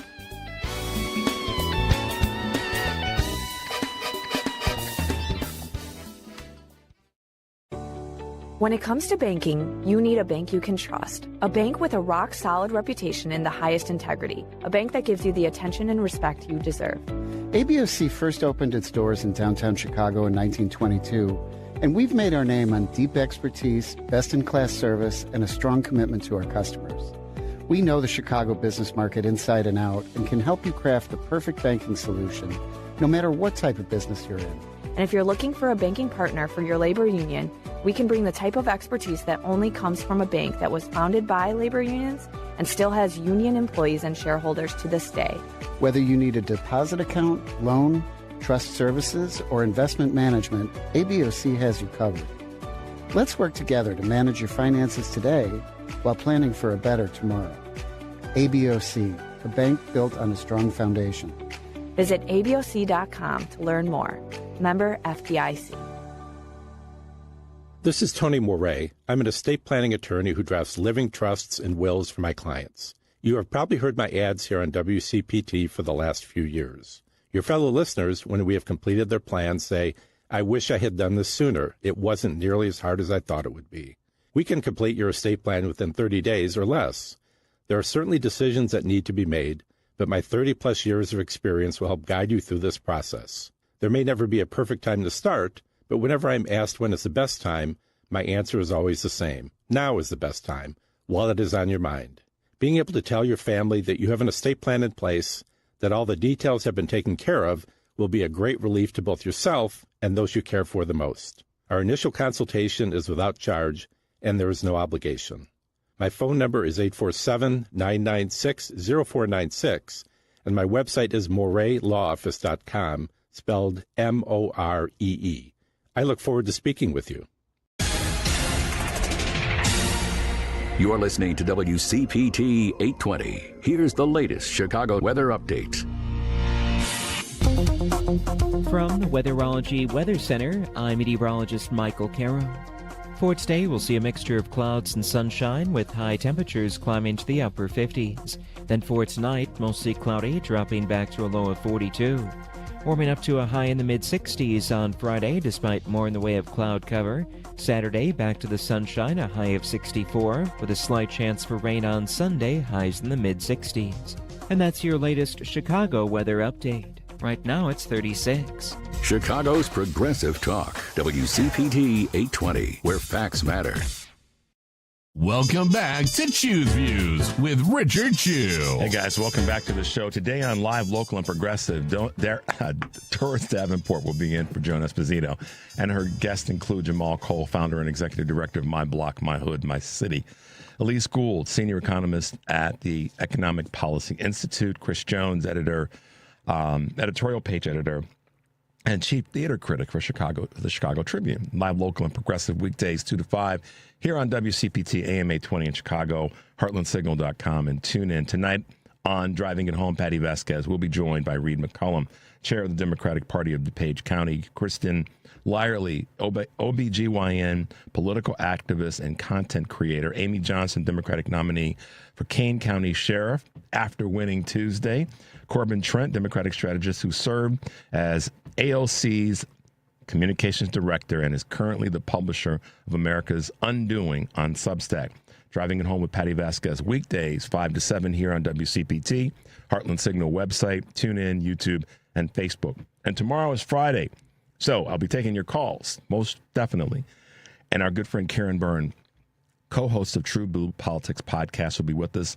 Molly Schneider, who's a candidate for Ohio State House, will be visiting with us as well. And we may hear a couple words from our good friend Kurt Herner along the way.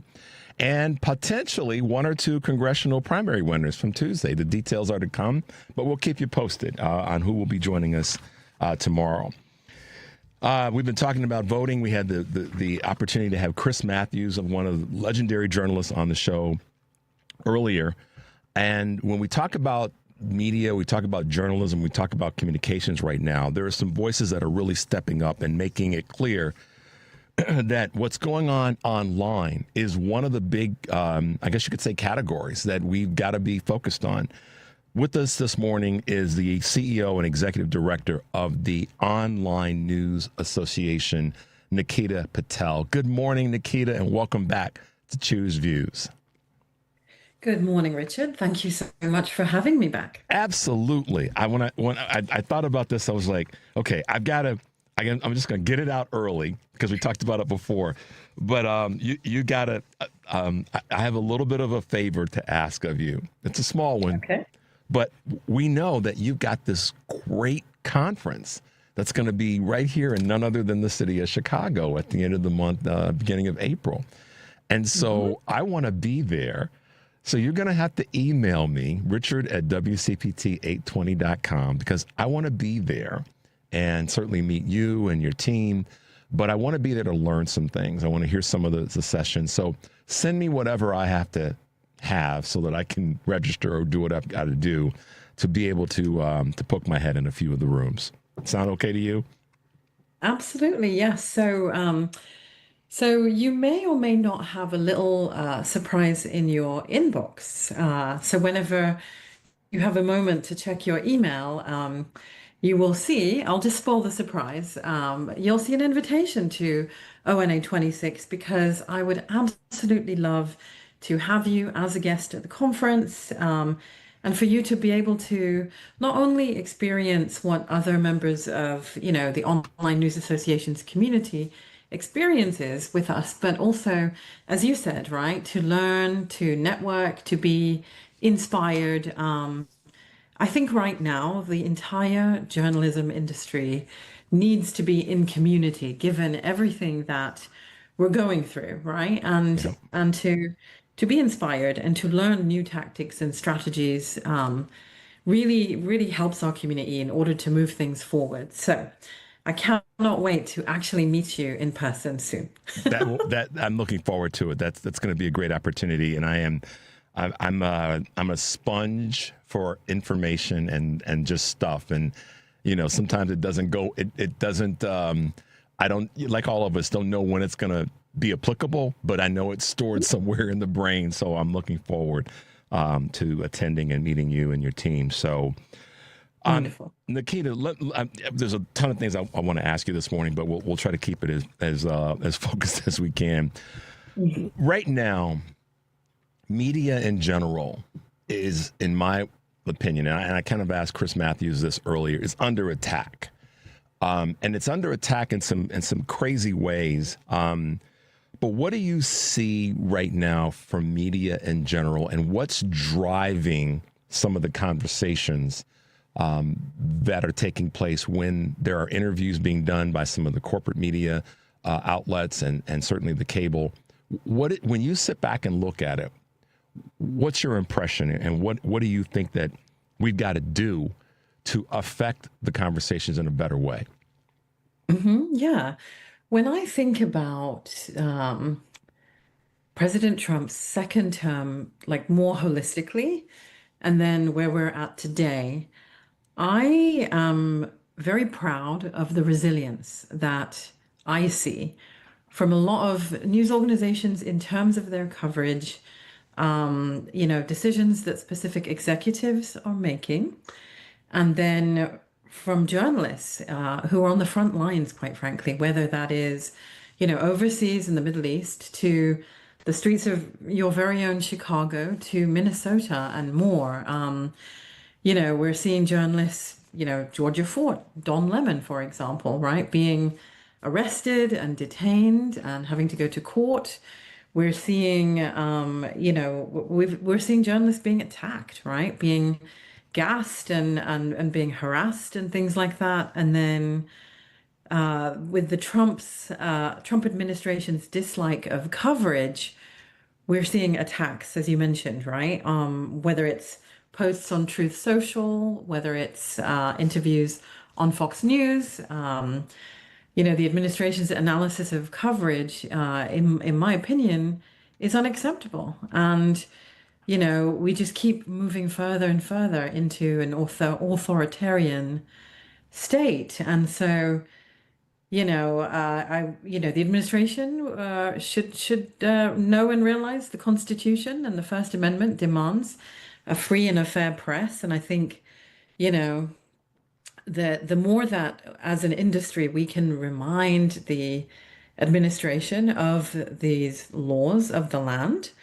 and uphold the Constitution. That is one of the best things that we can do in order to preserve the ethics of journalism and the quality of journalism that we can put out there. So it is at wild times that we live in. I was just telling my team, since the pandemic, I feel like we've just continued to live in unprecedented times, and things just keep getting more unprecedented. But I think as an industry, we need to stay the course and remember that we're a very resilient industry, despite layoffs happening. And by the way, these layoffs are disproportionately affecting Black and brown journalists, right? This personally angers me.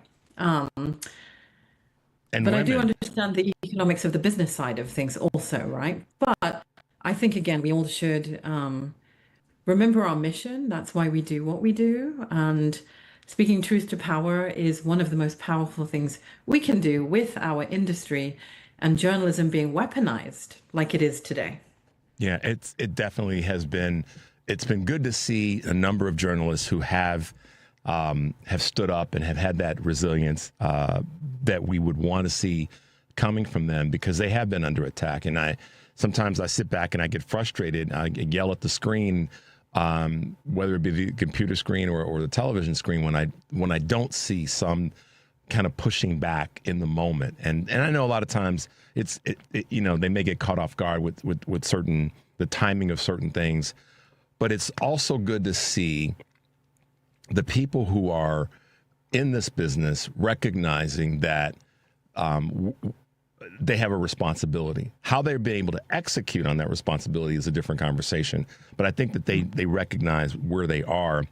And then the corporate offices, the C-suite, if you will, is dictating a lot of their behavior. I mean, I can't believe that the people who've been in this business for such a long time would just allow themselves to be, kind of pushed over. But I think that a lot of it is the threat from the C-suite. And I don't have any evidence to back that up other than just looking at some of the things that are taking place.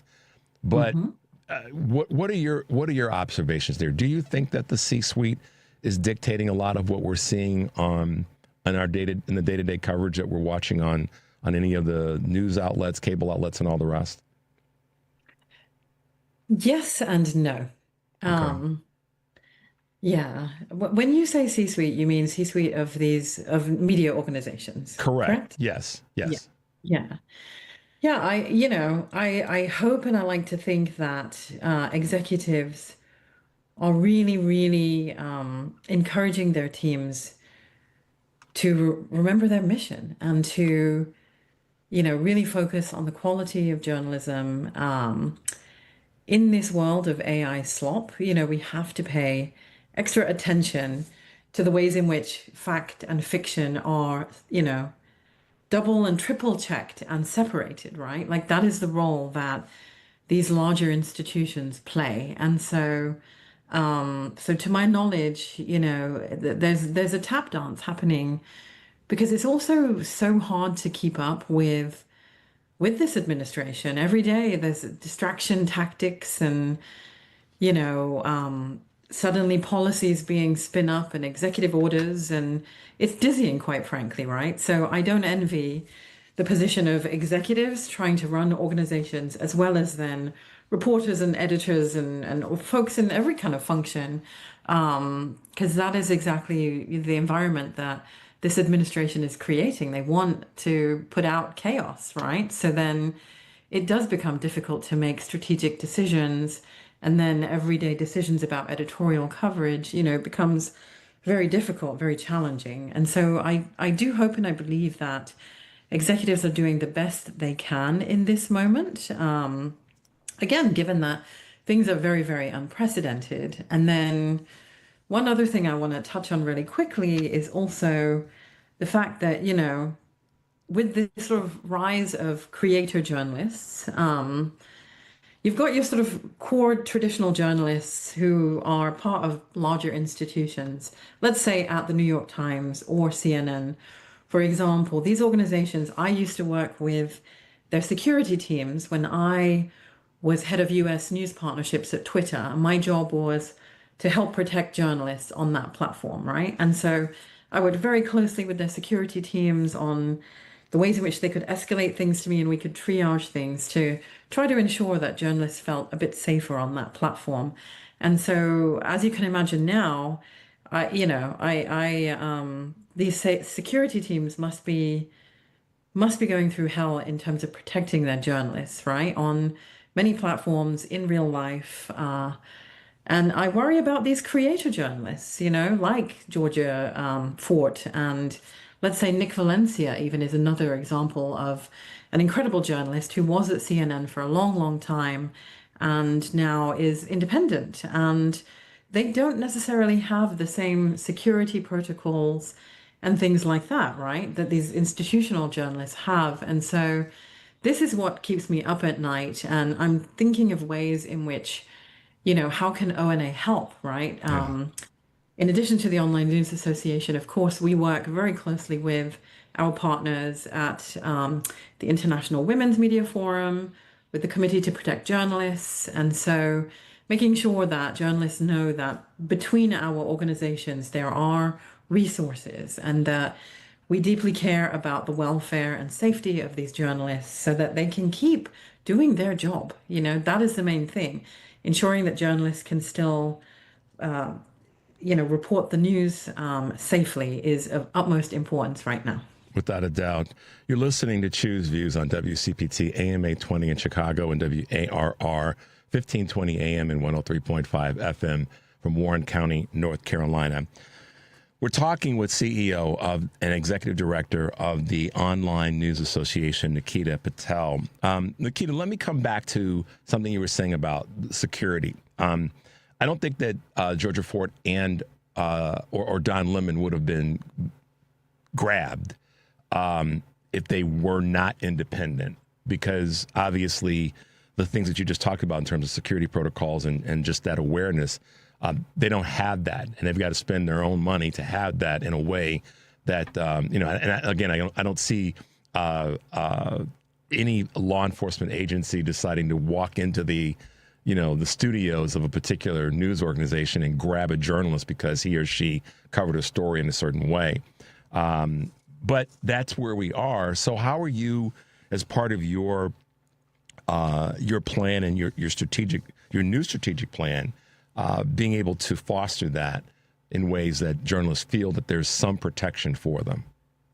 Absolutely, yes. So the Online News Association joined a coalition of organizations in order to put out a joint statement and a joint letter, right, condemning these actions. And so we also did that for Estefany Rodriguez as well, who has been detained by ICE. And then switching gears to Minnesota with regards to Georgia and Don, we have also, put out our own statement and also upheld the statements that the National Association of Black Journalists and the National Association of Hispanic Journalists also put out.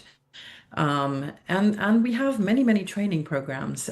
So between ONA 25 that happened in the fall in New Orleans, and then with ONA 26 coming up, we've had both, both conferences will have in-person sessions, and then we've had virtual sessions in between that really focus on safety, on security, both for journalists who do work for institutions, but also for these independent sort of journalists as well. And so, the same protections should be, extended to independent journalists. And we want to make sure that they feel, again, that they have a community that supports them and that there are resources and information available, especially on the legal side, right? There are amazing institutions out there on the legal side that in some cases can provide pro bono services to these independent journalists and whatnot. And, some of these journalists may not even realize that's an option, right, as they're going through these scenarios. And so that's where organizations like ONA and, of course, the Committee to Protect Journalists and others come in making sure that we're a shoulder for these journalists and we can help stand with them and advocate for them as well. One of the things that you have really been an advocate for and part of to some extent, part of your strategic plan with regards to community is connecting sort of the digital journalist and technologist and entrepreneurs in this process. Talk a little bit about that that effort. Absolutely, yeah. This is exactly what actually differentiates ONA. There are a lot of journalism support organizations, but what makes the Online News Association very unique, and this is, as you mentioned, part of our new strategic plan, is the fact that we're a cross section of core sort of journalism and then technologists, founders, entrepreneurs, and of course diversity, right? I'm a lifetime member of the Asian American Journalism Association and the South Asian American Journalism Association. And what I love about the Online News Association's community is that it is such a rich, diverse cross section of all of these affinity groups, right?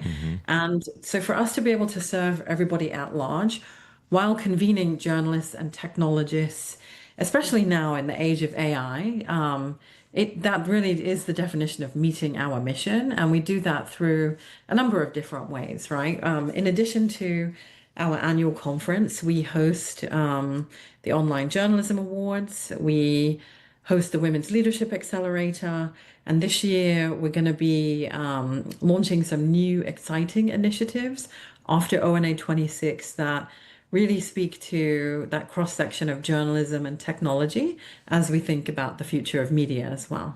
When you get outside of the DC bubble, and I don't mean you being in the bubble, but the bubble that's there, and you go to other marketplaces and you go to other communities, whether it be Chicago or LA or, New York, Boston, Miami, Houston, whatever the city is, blue or red or purple. What are some of the things that you see in those communities that help you develop, not stories per se, but develop tools to further your strategic plan? Sure, yeah.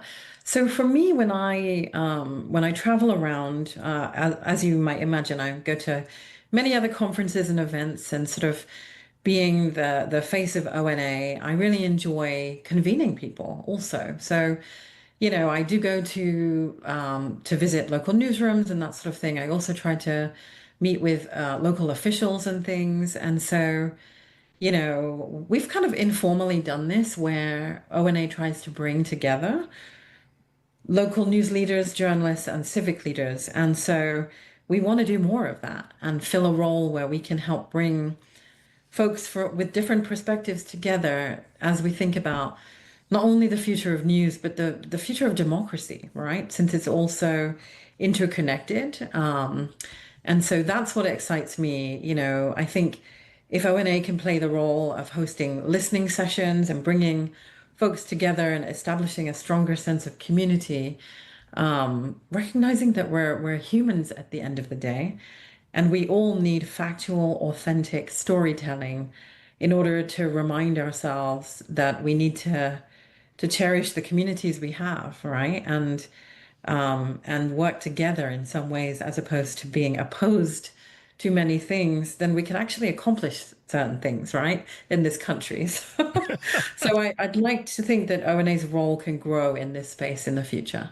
Do you think that in that conversation around growth and growing, do you think, or maybe a better question is, how do you feel, what do you see when it comes to younger folks participating in online, communication or online news or online, community of professionals in this space? What are you seeing there, or what's your aspiration there?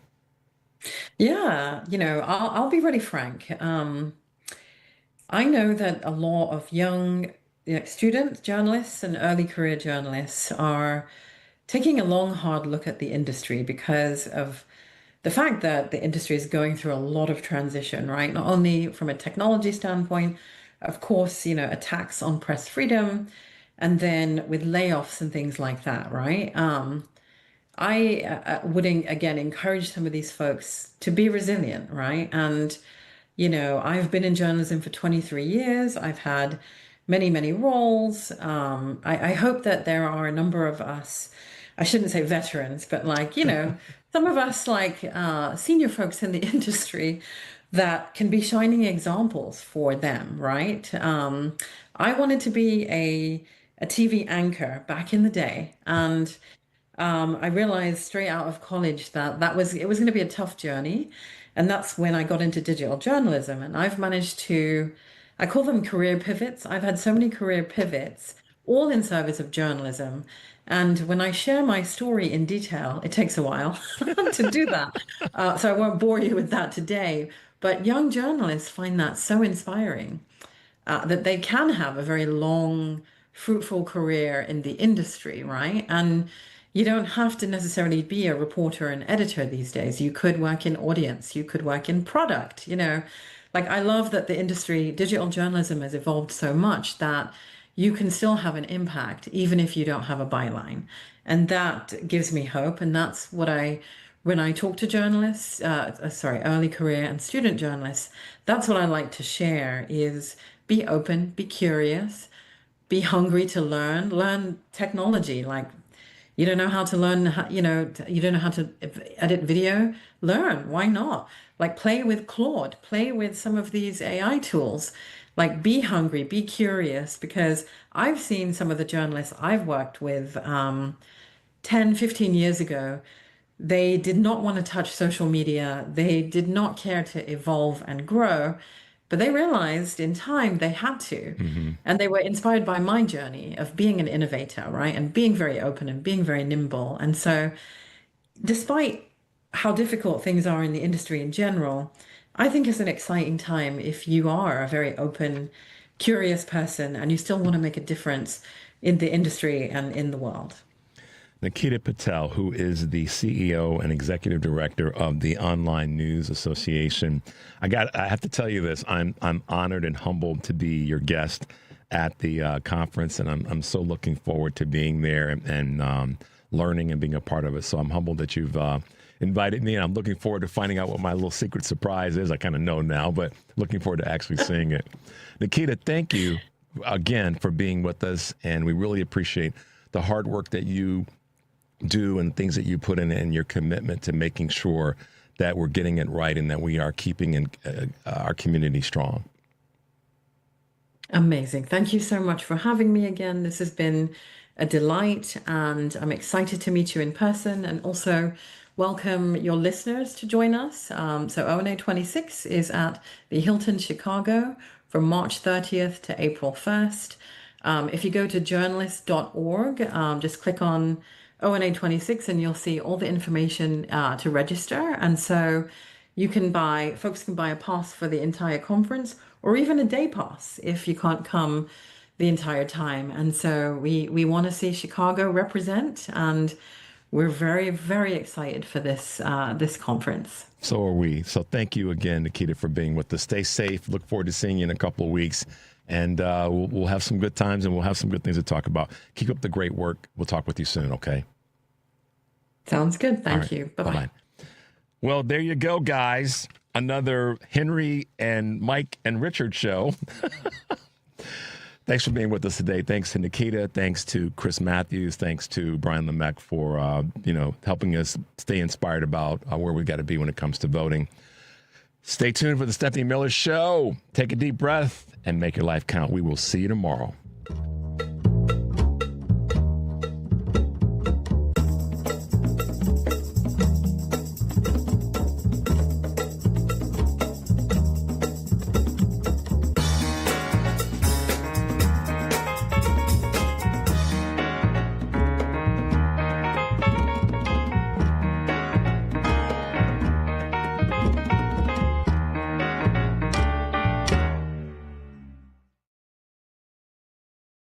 Stephanie Miller here. If eating is stressing you out, you're not alone. There's so much confusion around food. One day something's good for you, the next day it's not. No wonder digestion can feel chaotic. What I learned from the Tummy Whisperer is reassuring your body isn't broken, it's communicating. It needs proper guidance. That's why I trust Renee Barish at Digestive Health Solutions as a certified digestive health specialist. Renee works one-to-one, helping people make sense of their symptoms without extremes or overwhelming them. If you've changed your diet and feel the same or worse. If bloating, reflux, constipation, diarrhea, and low energy are running your life, Renee will help you connect the dots.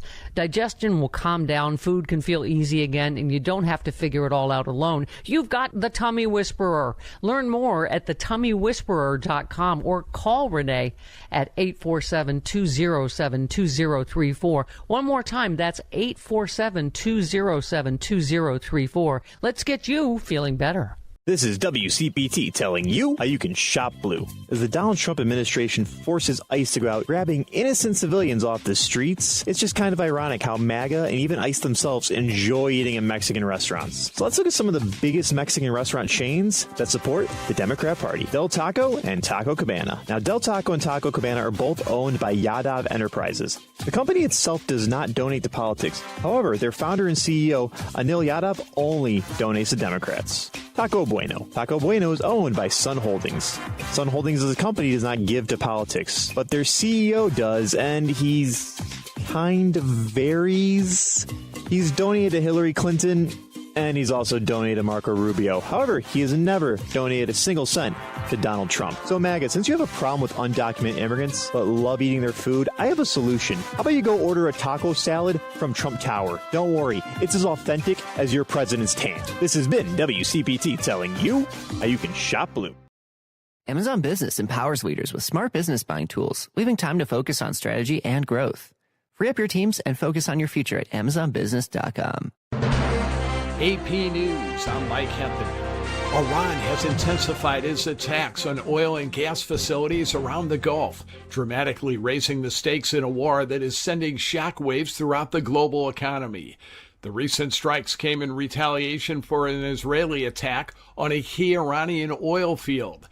That sent gas and fuel prices soaring and risked drawing Iran's Arab neighbors directly into the conflict. AP correspondent Byron Tao reports the Iran war is exposing big gaps in the U.S. State Department. In the middle of an international crisis like the war with Iran, the State Department would usually be at the center of the action. But interviews with more than a dozen current and former officials say that the department is understaffed, demoralized, and struggling to fulfill its basic functions. More than 4,000 employees have left the department since the beginning of 2025. And interviews with officials say that these losses are having a profound impact on the department's ability to deliver services to American citizens and to advise policymakers in the midst of what is a growing war in the Middle East. U.S. applications for unemployment benefits fell last week, remaining in the same range of recent years, despite a broadly tepid labor market. The Labor Department says the number of Americans filing for jobless aid for the week ending March 14th fell by 8,000 to 205,000. That was fewer than the 215,000 new filings that analysts had forecasted. Mark Wayne Mullins says he would be a steady hand at the Department of Homeland Security if he's confirmed as secretary. But he faced pushback from fellow senators at a hearing Wednesday as the DHS tries to move back from the controversies that roiled it under Kristi Noem. This is AP News.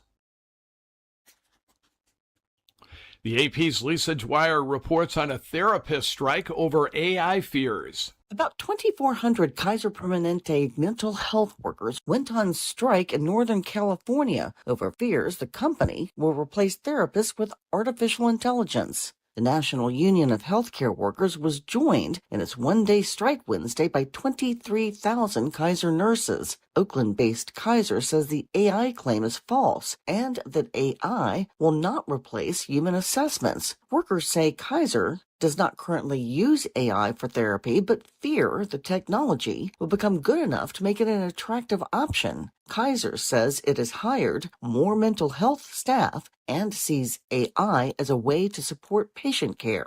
I'm Lisa Dwyer. Uber says it will invest up to $1.25 billion in electric vehicle maker Rivian Automotive to help launch up to 50,000 robo-taxis. I'm Mike Hempton, AP News. This is 820 AM, WCPT Willow Springs, and streaming worldwide at WCPT820.com. We are Chicago's progressive talk, where facts matter. Now, your WCPT 820 weather update. From the Weatherology Weather Center, I'm meteorologist Michael Caro.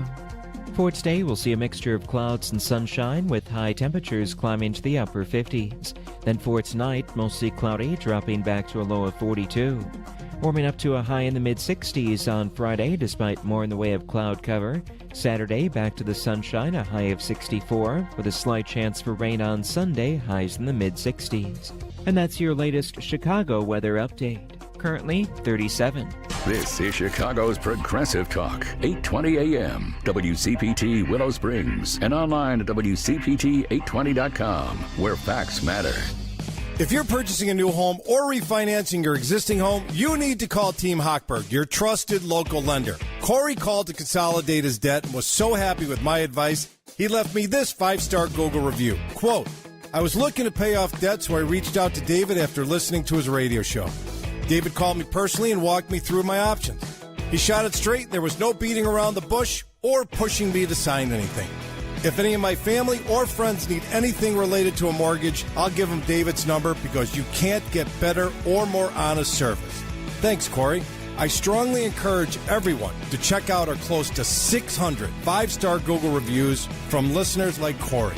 Team Hochberg helped Corey and thousands of radio listeners, but we can't help if you don't call 855-563-2843 or visit 56david.com. That's 855-563-2843 or visit 56david.com. Atlantic Coast Mortgage, Equal Housing Lender, NMLS 643114.